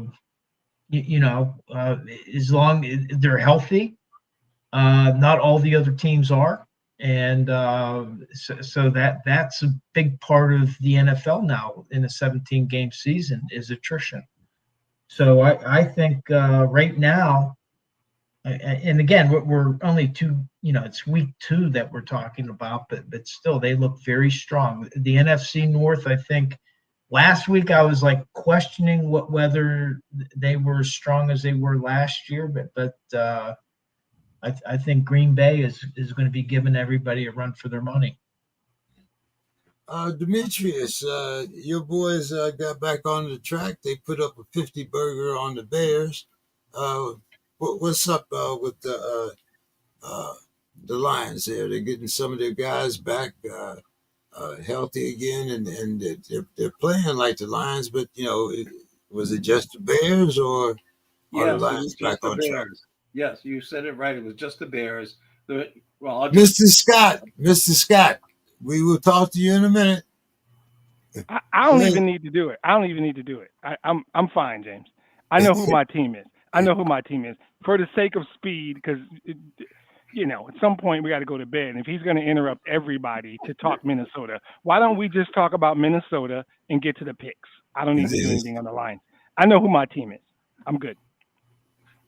All right, well, no, then we got to talk to Mr. Let's just Scott. go to the picks, man. He's wasting everybody's fucking time talking about the Vikings. Yeah, but we got to talk about the damn Steelers too. I can't, much as I don't want to. So, Mr. Scott, your offense sputtered in your loss to the Falcons. I was only able to put up 6 points. Bijan, he rushed for 143 yards against that defense. Mr. Scott, what's happening? You talk about maybe the return of Kirk. Now you got Penix is hurt. You got Carson Wentz starting. Aaron Jones, I think he's on IR also, right? I believe so. And again, I'm really not sure why you say these things about the Vikings with such glee. I mean, I don't know. I say, guy, you're just like so giddy about saying, the things that, are not going right for us right now. I say the same thing about the Bungles. I say the same thing about the Browns. Well, I say the same thing about the Blackbirds. More emphasis. haven't it's given more you a emphasis. nickname yet. It's more emphasis with, and then Demetrius, and but yeah, this is gonna be tough. Carson Wentz. I mean, boy, we could have kept the Rocket Man. We could have kept Darnold. We could have. So I really don't know what to say about this. I mean, we play Cincinnati next week, and Cincinnati's quarterback is hurt, and they got the backup who actually looked very good. Browning has experience. He's played in the league. So this is not going to be a giveaway. This is not going to be a giveaway. And Wentz has not played, and he's blown out of 3 or 4 teams before. He had a chance several years ago when he got out of college to go to Philadelphia, and they had the team all behind him. Got hurt. Nick Foles takes it to a Super Bowl. They won the Super Bowl. Where's Nick Foles? Maybe we should get him. So I don't know. The Vikings thing is it's upside down right now, and I agree with the other pundits. Green Bay is looking very good in this division, and Detroit. I think they reached their pinnacle last year. I mean, I don't see. They had the thing going last year, and they reached their pinnacle. But Green Bay looks like. Boy, I hated to say it. I thought JJ would be good, but when you really look at the history, he really hadn't done anything in college. Played in a juggernaut Michigan team that ran the ball, played defense. He didn't have to do much. He didn't play last year because he was hurt. But I'm still not going to give the division to Demetrius. I think Green Bay probably would be before that. I mean, we're not concerned about them. They had their chance. That's all I have to say right now. Dave. Yes. Our offense puts up 10 points. 10 points, Dave. That's all our offense put up. We got a touchdown on special teams. The defense, they eat another 30 burger. They gave up a special teams touchdown also. I don't know, Dave. You talk about draft equity, but right now I'm worried about our season. We got some guys out. Who's going to be starting? I mean, what what are we going to do here, Dave? Talk to me. You were there on the field. I mean, did they look as bad on the field as they looked on TV? Oh, it did. I mean, Pittsburgh had a 14-7 lead after the first half, despite Seattle outplaying them in the first half. And what kept them in there in the first half was Jalen Ramsey had an interception. Cam Hayward tipped the ball up, and Nick Herbig got his first interception of his young career. And that's what kept him in the game in the first half. Now, I thought coming out into the second half, Pittsburgh was going to receive the ball. And I thought, well, hey, if they can get even a field goal, that'll make it a 2-score game. And that's just not the way it played out. The offense sputtered. The offensive line couldn't get the running game going. They only had 72 yards on the ground. And Seattle was pumped. And so they go into the fourth quarter, and like when Renegade has played, the Seattle players, and I wanted to hear what Bo had to say, but they were pumped. They were very animated and dancing, and they were ready to play. And the Pittsburgh team, they were going through attrition. They had already lost Alex Highsmith to a high ankle sprain. Loudermilk was out with a high ankle sprain. And they were having to come in with defensive subs. And they did stop them, and there was a 3rd and 9 play. And Patrick Queen blitzed in the middle, and Darnold spun out of it. and there was one defender, there was the quarterback, and the tight end. So what is a defender going to do? If he goes with the receiver, well, then the quarterback has a first down. So he stayed with the quarterback, and he just lobbed it over his head for a critical first down. And then still they get down. It's 2nd and 10, and Jack Sawyer, who played for Ohio State last year, he got his first sack. And so it's 3rd and 19. So can we hold him to a field goal? No. And is Seattle going to pass on 3rd and 19? No. They run the ball, and they score a touchdown from 19 yards out. And so really what Pittsburgh showed is that they can have individual spots of brilliance, but on defense, they're not playing as a team. On offense, they're not playing as a team. DK Metcalf had several drops, although he didn't have a touchdown in the game, but he dropped, I think, 2 or 3 passes. And then on special teams, we had the rookie Caleb Johnson returning kicks, and he was mediocre at best doing it. And he had a gaffe.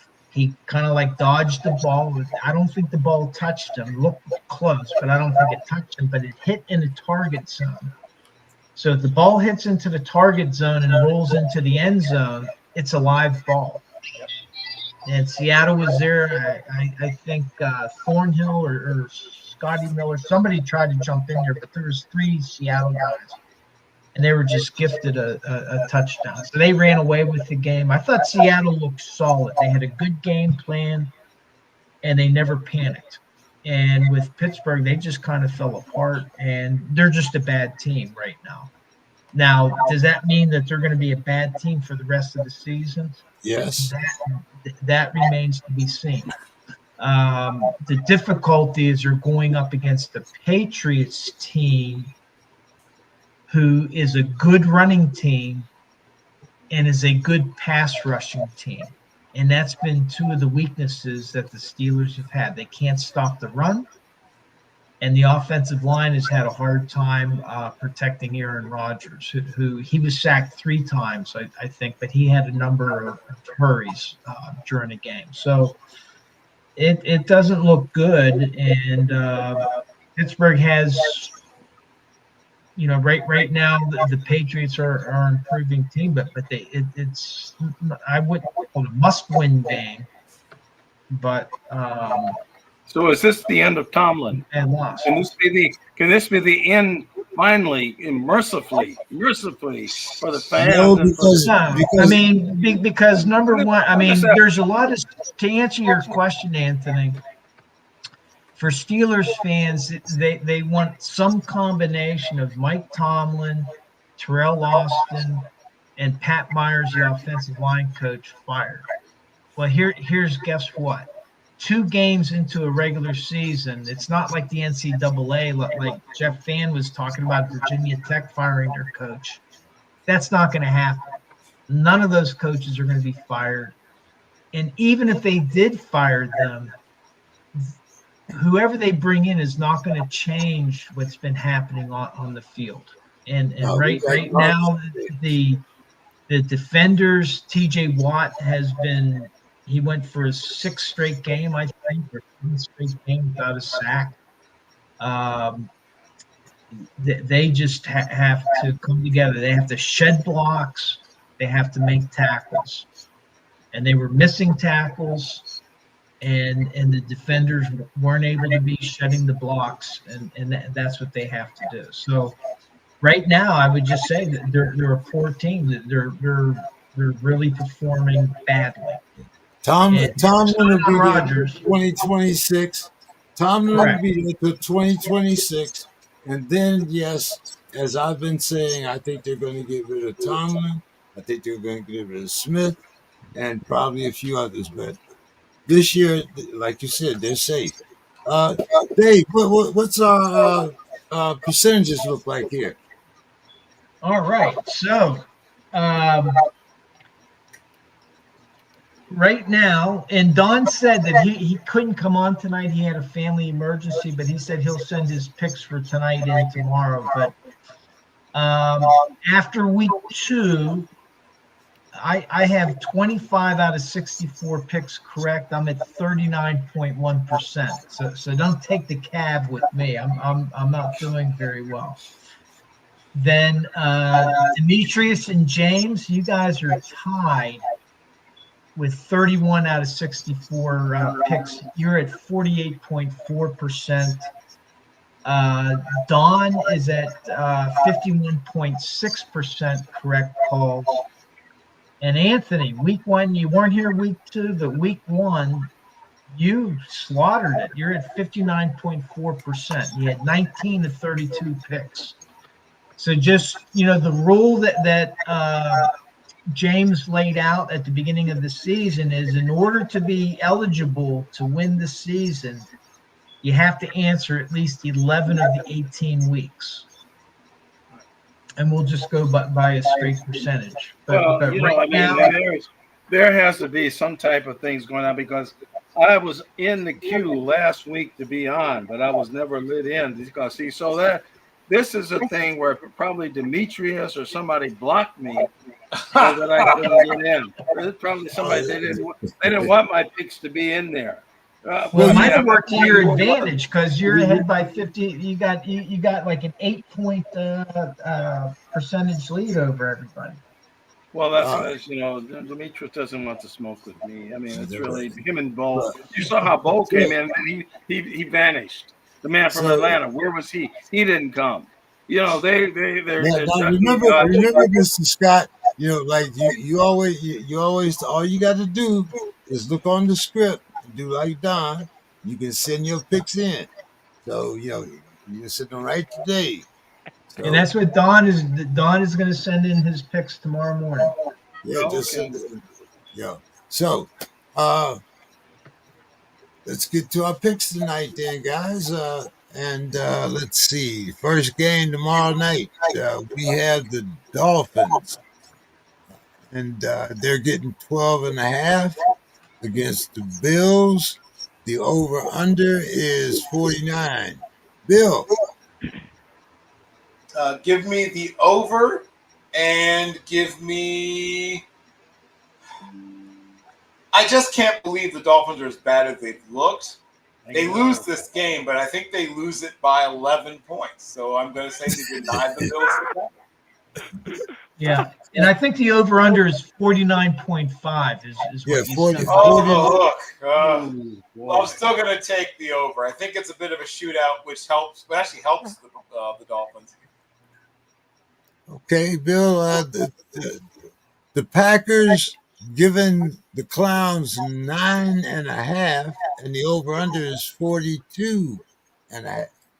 I'm going to take the over again, and this time I'm going to lay the points, though I don't like it. I don't like that number. I wish it were a little lower, but I'm going to. Though it will barely go down my throat, I'm going to swallow the 9.5. I'm going to take the Bills and the over, and I'm going to take the Packers and the over.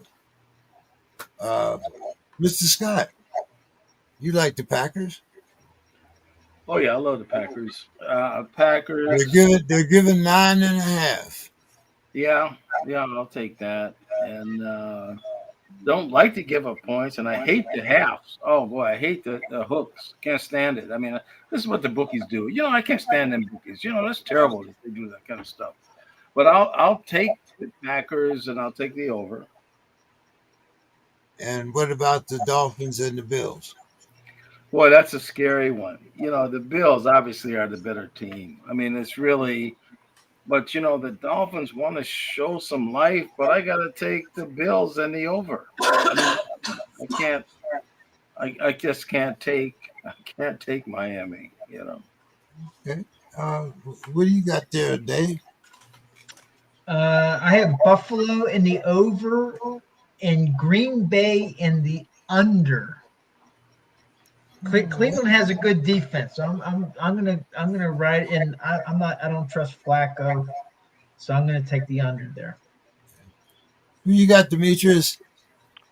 I think the purpose of the half is to avoid a push, right? That's Yeah. why everything's a half. Okay. I'm taking Buffalo because I'm on record as saying I think Miami might be the worst team in football. And I'm taking the over. It's got Detroit, Chicago, 50 burger written all over it. So Buffalo in the over. I'm going to take 9.5 points because I don't think Green Bay is as good as everybody else does. The game's in Cleveland. And I think, like Dave, Cleveland has a good defense, and I'm taking the under. So I think they'll stay within. I'm not saying they're going to win the game. They're going to stay within 9.5, and it's going to be a low-scoring game. So in this case, I take Cleveland, the 9.5 points, and the under. Okay. Sticking with you, Demetrius, we had the Rams, and they're getting 3.5. They're playing the Eagles, and the over/under is 42.5. I thought it was 45.5. 45.5. 45.5. That was the Packers I was looking at. Sorry about that. Yeah, 45.5. I am taking the Rams because I think the game's going to be close, maybe a field goal. But I'm going over. Okay. And the Raiders are playing the Commanders. The Raiders are getting 3. No hook, just 3. And the over/under has the 44.5 hook. I'm going to take the Commanders and the under. Okay. Bill. Yeah. Well, at least on the second game, I'll have what he's having. I will also take Commanders in the under. And then on the first game, so we corrected it. It's 45.5, right? Right. Yep. So I'll take the Eagles are giving 3.5. Yeah. Yes. I think they'll barely cover it. I think 4 is the number they get to. So I'm going to say the Eagles will cover, but just barely. And I will take the under. I think that ends up being a real defensive battle. Okay. I'm going to take the Eagles and the over, and I'm going to take the Commanders and the over. Mr. Scott.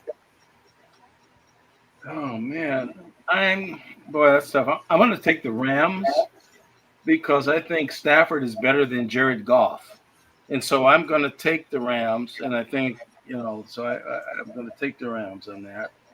Eagles, they're tough. I mean, come on now, Eagles, Super Bowl. But I'm going to go the other way, take the Rams, and then the other game, Raiders and the Commanders, and only it's 3, no hook, just 3. I got to take the Commanders to bounce back. I got to take them to bounce back. Yeah. What about the over-unders? Oh, the Eagles and Rams, I'm going to take that over. And the Raiders, I'll take that under the 44.5, right? Yeah. So you got Washington in the under. Yeah. I believe it's on you, right, Dave? Yep. I'll take the Eagles in the over, and I'm taking Washington in the under. Okay. Sticking with you, Dave, we had the Jets, and they are getting 7. Playing the Bucks, and the over/under is 44.5. Yeah, and I think Justin Fields might have been ruled out. He was in a concussion Justin protocol. Fields is ruled out. He's ruled out. So I'm going to take Tampa Bay in the under.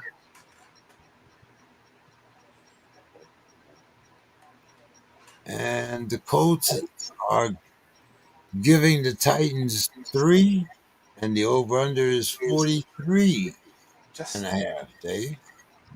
Well, we talked a lot about the Colts. I'm going to take the Colts in the over. I think this is their chance to be 3-0. Yeah, I'm going to take the Colts in the over, and I'm going to take the Bucks in the over. Bill. Well, as they say, follow that cab. I'm going to take the favorites and the points like I think you both just did. And I think I'll take the over in both of those games. Let me just confirm. What was the totals for both those games again?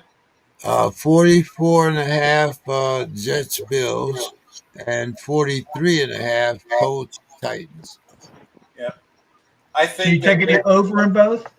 Yeah, because I think there'll be a defensive score in each of those games.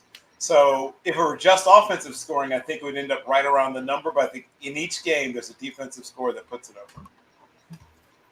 over. Demetrius.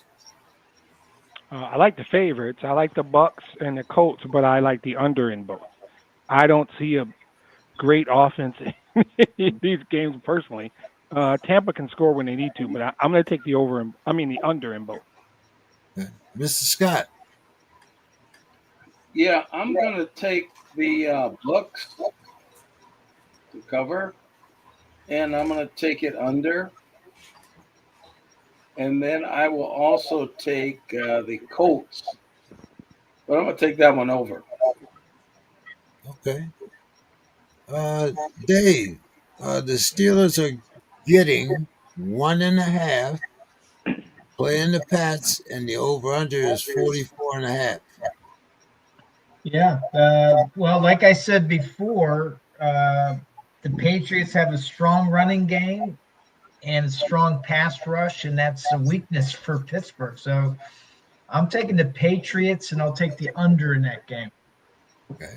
The Falcons are giving, No, the Falcons are getting 4.5. I think, yeah, that's right. The Falcons are Is that getting, right? yeah, that's what, They're giving 4.5. yeah, the Falcons Falcons are, are favored, right? yeah, Yeah. against the Panthers, and the over-under is 43.5, Dave. Okay. Well, Atlanta showed that they could score, so I'm going to take Atlanta, but I'm taking the under in that game. I'm going to take the Pats and the over. I don't know, the over. I'm going to take the Pats and the under. And I'm going to take the Panthers. No, I'm going to take the Falcons and the over also. Bill. I'm going to take the Panthers. I don't think they went outright, but I think they end up turning this into a back and forth affair. And I think that the Falcons pull it out at the end, but only by a field goal. And I think it's going to be a bit of a shootout, so I'll take the over. And then what was the line on the second game? The Steelers are getting 1.5, and the over under is 44.5. Oof. I will take the Steelers, but I'm going to take the under. How many defensive players are we missing this week, Dave? 3? Well, if you include, right now we don't know about Elliott and Joey Porter. Deshaun Elliott and Joey Porter are questionable. Right. Derek Harmon is questionable.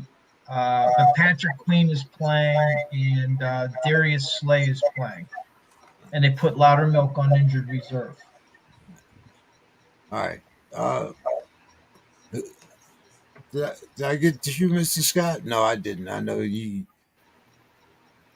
What are you saying here, Mr. Scott? The Steelers getting 1.5. Over under is 44.5. The Falcons are giving the Panthers 4.5, and the over under is 43.5. I'm taking the Patriots, and I'm wondering if I could get double if they tell Tomlin he has to walk back home instead of getting on the plane. If I could get a double on that, but I'm going with the Patriots. I'm going with the under. And then I am taking the I don't like the Falcons. I'm taking the Panthers and the under. Right. Did we get everybody, Dave? Not Demetrius. Demetrius. I'll take the Patriots and the under, and I will take the Panthers and the over. Okay. Mr. Scott, we have the Bungles coming to the Vikings. The Bungles are giving the Vikings 2.5. The over-under is 41.5. I think that's the lowest total, is that the lowest amount of points? I think so. What do you got, Mr. Scott? Well, I mean, actually, The battle of the on backups. reality, well, in my reality board, those games are off. But for these purposes, since I'm going with people like Demetrius and them, they can't beat me. So I'm gonna take. God, I have to take the Bungles. I just think the Vikings. I just think that they have really got some real issues here. I'm gonna take the Bungles in the under, and I'm gonna take the Texans in the over. Ooh, okay. Um, Let me see. I think I'm gonna follow that cab, Dave. All Uh, right. Demetrius. I will take the Vikings and the under, and the Texans and the over. Bill. Okay, so the line on the Texas game was what number again? 1.5. 1.5, and the total was. 43.5. I'm going to take the over, and the Texans are getting 1.5. Yes. Oh, yeah, then I'll take the Texans. And then the other game was. The Bungles are giving the Vikings 2.5, and the over under is 41.5. I'll still take the over. I think people are underestimating both backup quarterbacks. Um, those are decent, but not smothering defenses. I think that 21 points between each team is not going to be quite that difficult to come by. And it's being played in Cincinnati. Minnesota. Splitting in Minnesota. Well, It's here, then, man. kind of a coin flip game. I'm going to give the advantage to the home team. I'll take the Vikings. Yeah, I'm taking Minnesota in the under. The game with the backup quarterbacks. Yep. And Houston, I think that they got to get. They thought a lot of people thought they were a stronger team, so that they really have to do something against Jacksonville. So I'm going to take Houston in the under. Okay. Staying with you, Dave. We got the Saints. They're getting 1.5, and they're playing at the Seahawks. The over under is another 41.5. How much are they getting? Sorry. What's the line? 7.5. 7.5. Okay. Wow. That is a lot. Well, I don't know if we're going to have the week 1 Seattle Seahawks or the week 2 Seattle Seahawks. Yeah, really. I'll stick with the week 2 Seattle Seahawks and take the under. Okay, and we got the Broncos and the Chargers. Broncos had a tough loss last week, but they're playing at the Chargers. The Broncos are getting 2.5, and the over under is 45.5. Yeah, Chargers are pretty good. I'm going to go with Denver in the over. Ooh, okay. Uh, Demetrius. I'm taking 7.5 points in an NFL game, and I'm going to go with the under. So Saints in the under. I like Denver. Chargers are a bit impressive, but I like Denver, and I'm getting points. But I think that's going to be a shootout. So I'm going to go with the over. Denver in the over. I'm going to go with the Chargers in the over, and I'm going to go with the Seahawks and the over. Mr. Scott. I'm going to have to go that same route. The Seahawks in the over and the Chargers. But I'm going to take the under in that because Broncos have a defense. Yeah, Chargers in the under 45. Okay. Did I get Bill? You did not. No. It's on you, Bill. Okay, Seahawks in the under, Chargers in the over. All right. Staying with you, Bill. We got Jerry's boys, and they're giving the Bears 1.5 at 49.5 is the over under. That's a big number. I'm going to take the under, and I'll take Dallas. Okay. And the Cardinals getting 1.5 at the 49ers. Over under is 43.5, Bill. I'll take the Cardinals in the over. I think the Cardinals might win that game outright. Well, isn't Purdy supposed to be? I think Purdy's. I'm not sure if he's out, but I know he's supposed to be hurting anyway. I'm going to take. I don't think it matters if he plays or not. I think that the 49ers are not as good as people might have expected, and I think the Cardinals are better than people realize. Well, who's going to play quarterback for the 49ers? Doesn't matter. He's picking the Cardinals. Yeah. But who's going to play? Because Purdy can't play, right? Purdy's out. Purdy's probably going to be out for another couple of weeks with a turf toe. Yeah. But I think even if he played, the Cardinals would win. No, I thought Burrows is the one with the turf toe. I think. No, they Purdy's both have a the turf shoulder. toe. I thought Purdy was the shoulder. Okay. Go ahead, Mr. They have a Scott. shoulder also. Go ahead, Mr. Scott. So which games are we at? We're at the Cowboys getting 1.5. I mean, giving the Bears 1.5. The over under is 49.5, and the Cardinals are getting 1.5 playing at the Oh, okay. 49. Yeah, when you say Jerry's guys, kind of threw me. I don't know why you wanted to you disparage people sometimes. You disparage the Cowboys and Jerry's guys. And I mean, I discouraged the Bundles. I'm taking Dallas. I'm going to take Dallas. I'm going to take Dallas. Bears are no good.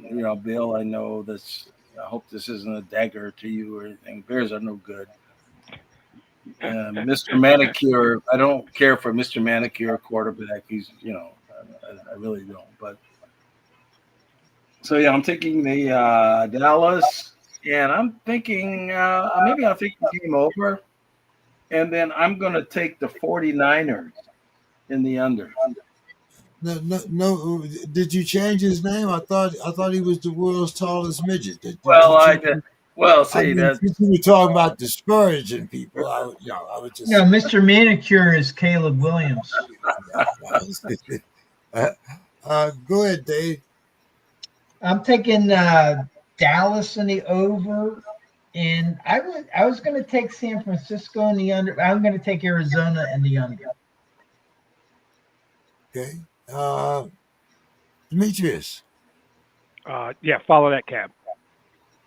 Okay, I'm going to do the same. Let's see. Okay. And by the way, I agree with Bill. I think the Cardinals are going to win that game outright. Oh, all right. I'm still waiting for Harrison to catch on in my damn fantasy league, but that's another. Yeah. Anyway, don't worry about him. He'll be fine. Tell him to put up more than 9 points then, goddamn. Well, I guess the retort would be, why didn't you take Michael Wilson, the guy that scores the touchdown? Because he wasn't available. Yeah, that's probably the answer. Not where he was available when you picked Harrison. I can promise you that. Oh yeah, he did. He sure was. He was available up until I believe 10 o'clock this morning. You maybe should not evaluate your fantasy guy after week 2. Maybe give him a few more weeks. That's another possible answer, yeah. All right. Okay. Well, all right. So let's see. Dave, we have the Chiefs giving 5.5 to the Giants, and the over/under is 44.5. Got to go with the Chiefs in the over. It's time for them to get on the winning track here. All right. And the game of the week, we had the Lions getting 6. The Lions getting 6 at the Ratbirds. And the over/under is 51.5. Remember we had that last time when we had the Ravens and the Bills, and it wasn't 50, it turned out to be 80. Yeah. So, Dave. Yeah, I'm going to go with the home team in this case. I'm going to go with Baltimore. in the over. And the Chiefs and the Giants. Oh, you did the Chiefs and the Giants. Okay. Yep. Bill?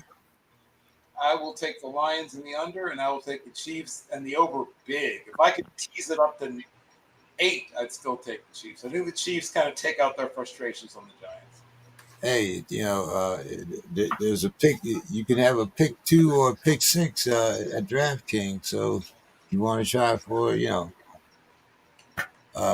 Mr. Scott, I wonder what you're going to pick here. But so the Chiefs are giving the Giants 5.5, and it's over under is 44.5, and the Lions are getting 6, and they're playing at the Ratbirds, and the over under Yeah, is 51.5.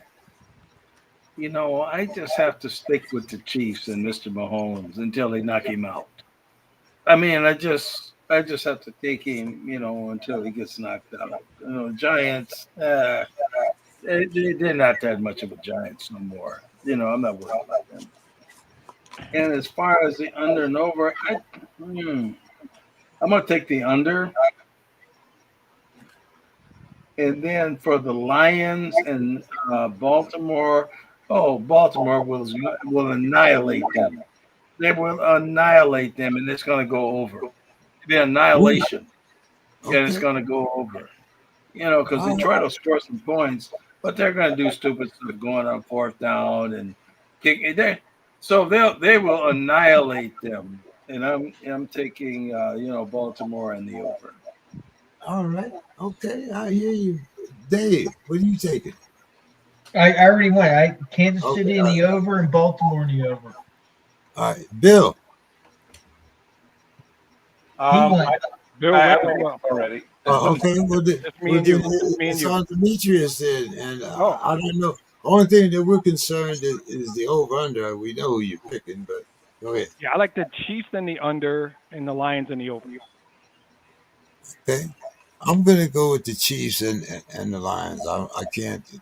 It's hard for me to say right. Well, maybe we should do something on the side on this game because this game, Baltimore, like I say, they're at Well, home. You mute him. We're gonna run Can the you mute Hugh. him? what were you thinking? We run them out of town. Okay. Well, Mr. Scott, with that, I'm going to let you have your final thoughts then. Well, James, did you pick the over-unders in those 2 games? Yeah, I took the Lions. I took that 6 points, and I'm taking the over. And I took the Chiefs and the over. Okay. Final thoughts there, Mr. Scott. Well, I just have final thoughts. It's always good to have the good conversation. And I know people don't agree with me, but in the world we live in, agreements and non-agreements, that's fine. There's really nothing wrong with that. I mean, when I come here to enjoy the camaraderie. I come here to just commiserate with people about sports. And the thing is, I do all this historical work, on the communities and stuff here, but sports has always been something that has always been an equalizer for me. When I played football, when I played baseball, it didn't matter who the guy was next to me. It didn't matter who was the shortstop. It didn't matter because we were just teammates. And I think sports is something that, some people don't like sports. Like my wife, we would go to Super Bowl parties and she's down there with the girls doing, eating food and laughing and talking. But I think sports is, it's very important. And I think it's a way of us to say, yeah, we can disagree. We can go in there and we can go and box and football and basketball. And the winner wins and we shake hands and go home. And I guess that's my final statement. I ain't shaking your hand. You forget that, bro. Well, some people, you keep your hand to yourself. How about that? All good. Bill, your final thoughts, Bill. So, on this day in 1947, Oh, that's Jackie a good Roosevelt. year. Yeah, there you go. Yep, Jackie Roosevelt Robinson was the inaugural Rookie of the Year named by the Sporting News, and he had a really good season. But of course, what he did, how he did it, outshone anything he did as great as player as he was. 6 years later to the day, the Cubs called up Ernie Banks in 1953, and he became the first black player on their team. And in Hahnemann Hospital, at almost exactly this time, actually maybe a couple hours before this time, Eastern, in Philadelphia, Pennsylvania, Thelma Ellen Young Carroll and William Carroll welcomed as it was described in his charts, a precocious Negro baby boy into their family. That was what the chart actually said. I'm not making this up. If I ever do write an autobiography, it would be called Precocious Negro Boy. That's the name of the book. But my father sort of baptized me into sports fairly young. On my third birthday, I was taken to my first college football game, and I watched Don McCauley run wild against NC State and set a school record of 226 yards rushing against NC State. I have expressed myself, my love, my frustration, my knowledge, my hopes, my dreams, my aspirations through sports. And I think where sports wins out over politics is that while we can point to soccer hooliganism and sadly in some places in Central and South America, sometimes even people being sometimes murdered over the outcome of a sporting event, generally speaking, we are satisfied with a satisfying bit of shit talking and letting it go at that for the most part. Sports divides and unifies simultaneously because the passion unites us, even as Mr. Scott pointed out, our rivalries and our differences about who we root for divide us. And I think sports forces us to realize that the thing that we're so passionate about is actually not that important. Like in the moment, it feels like life and death. But as soon as it's over, we realize it's not. We realize that life and death is life and death, and that sports is sports as soon as it ends. The thing about society in general and politics and things like that is sometimes people think that it's life and death even after the game is over, right? They can't just walk away. They can't just say, oh, well, I won or I lost or we'll get them next time. And unfortunately, we are at a place of yelling and talking and whatever at as opposed to with each other. So the thing I love about being on the Sports Script, the thing I love about the fact that we're all over the map in what we care about in terms of sports and society and politics and religion and God knows what else. But at the end of it, we all look forward to talking to each other again, no matter what we said to each other. And, you know, who dunked on whom or who scored points on whom and who we're trying to get back at next week. We do it with a sense of love, a love of the sport, and frankly, a love of each other. And I want to say that I love each and every one of you here, at least in part because consistency is a way of showing love, right? I'm not about to, quote Troy Maxson up in here. Those who know the great Troy Maxson's role as created originally by the late, great James Earl Jones on Broadway in the amazing play Fences by the late, great August Wilson. Great But play. Once again, sports is a major part of that story. If you've seen the play, the movie's pretty good, but please see the play or read the play if you can't see the play, but please see the play if you can. So much of what we think we know about America is not fully understood if we don't first say America's loves, hates, extremes, and in-betweens are really well expressed in sports, right? If you don't know sports or understand sports, you never fully understand this country. It is impossible to fully understand America unless you understand sports. Yeah. Not a single one of us every single one of us here has been in a business meeting somewhere where someone said, well, what's the game plan? Who's quarterbacking this meeting, right? Oh, I gave so-and-so the assist on that presentation, right? Every single one of us, even with people that don't even like sports, they express themselves through sports in business, in life. It is so deeply interwoven into us and into this country I hope that we will turn to sports in times like this as a way to better express ourselves to each other, and that is my final thought. Dave. Yeah, two things. The first, some sad news in the Pittsburgh sports world. Dale Lawley, he was a longtime sports writer, editor, commentator on Steelers Nation Radio. He passed away at 58 years old, and young guy, and he was working up until August, and then all of a sudden you didn't see him on the byline. I guess he had cancer last year in the mouth, and then he was fighting pneumonia this year, and unfortunately he passed away, which is really sad. I met him in Las Vegas last year.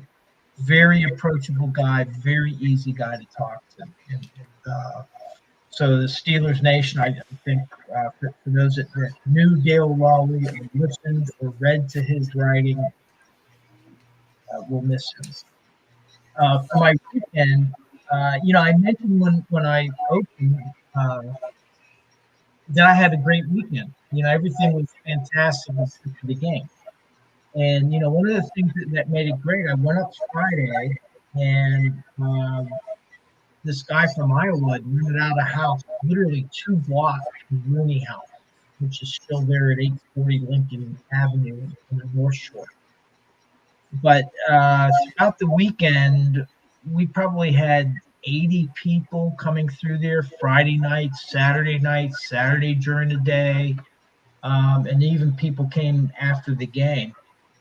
But these were people of all kinds of different backgrounds, different colors, different religions, different political things, and some strongly opinionated people, especially after what happened last week. But the only thing that really we had together is that most of us had met through social media, either X or Facebook or Instagram or whatever, and we were all Steelers fans. And it was a really fantastic weekend. And then we all got along, and the socioeconomic backgrounds were widely different. We had some very wealthy people, some people not so wealthy. There was a homeless guy that was walking up the road, and he looked hungry. And one of the girls, the daughter, one of the mothers, brought him up onto the porch, gave him a plate of food, and he was able to share time with us. And the guy didn't really say much. He did eat his food, and I think he appreciated it. But it was a special time. And then after the game Sunday, I was able to go to PNC Park for a special screening of a documentary about Roberto Clemente. And it's called Clemente. And it was, I think his 3 sons produced it. And it was a great reminder, went through his life. It kind of, some of the stuff I wasn't quite sure if it was all accurate. But, one of the things with Roberto Clemente that a lot of people lose is that he didn't have to do what he did. I mean, there was an earthquake in Managua. He was arranged several flights to get there, but then there was news that not all of the aid was getting to the people in need, and that the Somoza regime, that maybe they were confiscating it. And he had been to Nicaragua before, and he was very well known in Latin America as a baseball player. He had hit his 3,000th hit. I think that was his last hit in September of 1972. So what he did, and he didn't have to do it. I mean, he had already arranged 3 flights, but I think this was the 4th flight. He decided he was going to accompany the shipment. And there was other people that wanted to go on this cargo plane with him. And he goes, no, it's New Year's Eve. Go, you guys go out and have a good time. This is for me. And he felt strongly that if he went, that the government there, because he was so well known, that they would make sure that the aid would get to where it had been directed. And unfortunately, the plane crash. It was overloaded. There's a whole story about the plane, and it should have never happened. Today, it probably wouldn't have happened, but he was lost. His body was never found. One of the things that most people are familiar with the loss of Roberto Clemente. A lot of people are familiar with the Immaculate Reception, but what they don't connect are two events. The earthquake in Managua happened the day that the Immaculate Reception was being played. And so the loss of Roberto Clemente was basically 1 week apart. And so to me, that's really when you saw Pittsburgh transition from a baseball town to a football town. And it was the loss of this great man. But this is the way he led his life. He had told his wife, and I've heard his kids talk about it before. He never thought he was going to grow old. But one of the things that he said, the quote was from Roberto Clemente: anytime you have an opportunity to make a difference in this world and you don't, then you are wasting your time on earth. And to me, that's just a great message. I think more than a baseball player, he was a great man. And so, it was just a great way to finish the weekend. So this film should be coming out over the next few weeks. I don't know if it'll be on the History Channel or Discovery, but it's called Clemente. You can probably Google it, and it's probably not the greatest production, but for me, it was very special because it was just a great reminder of what a great man Roberto Clemente was, and what an impact he had on a lot of people. That reminds me of something here in Minnesota, real quickly, of Paul Wellstone. And Paul Wellstone was a politician that was going to, be president, and he dies in a plane crash. It just all of a sudden, as a young man, he's gone, and he had, such. It just reminded me of that. That's all I'll say. It just reminds me of that. Speaking of documentaries, they're in the process of editing down the documentary that I am going to appear in about Sid Luckman. And I haven't seen it yet, but the people who have screened it said it looks really good. So it won't probably drop until the end of this year, maybe early next year, but I'll let you know when it actually is going to be released. Demetrius, take us home, my man. First and foremost, happy birthday to my friend Bill Carroll. I will see you Saturday, my man. Thank you, sir. We will celebrate for real. Second, I'm going to stay with the theme, and the word I'm going to use is transcend. It transcends everything. Sports transcend. I'll give 3 relatively quick stories.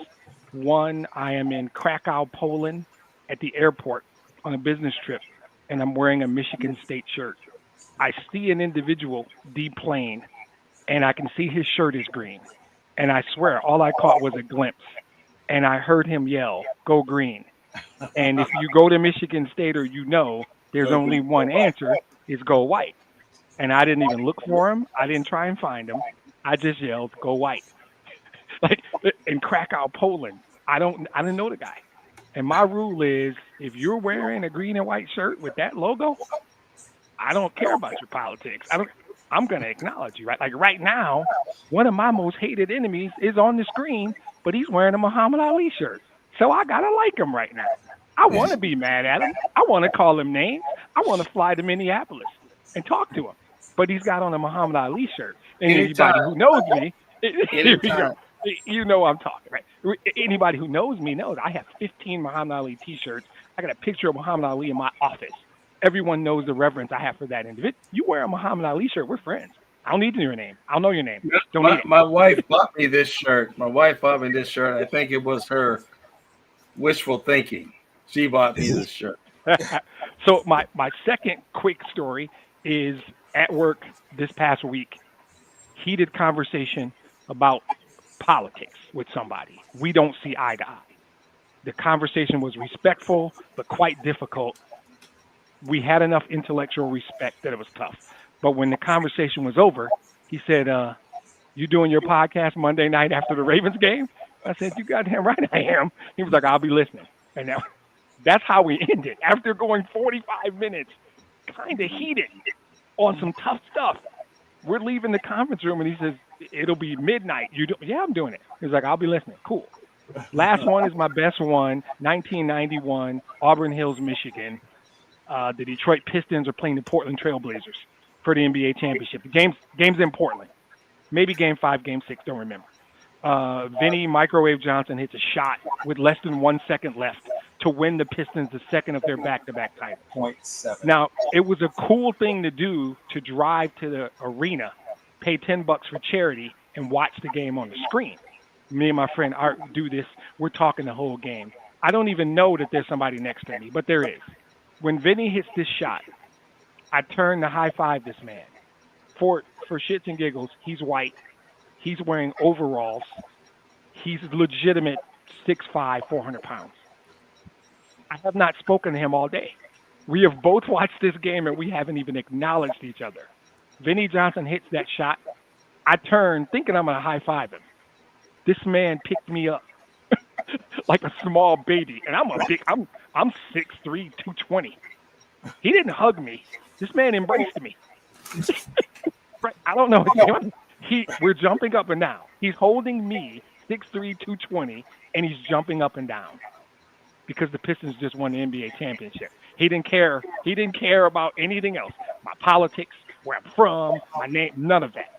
We were transcends everything, transcends race, transcends age, transcends everything. If I see you in Krakow, Poland, and you're wearing a green and white shirt, we're friends. I don't care about anything else. That's the thing that people who don't love sports, like the 5 of us are, for currently me, because I'm out of town, and Dave, it's 11:30 at night.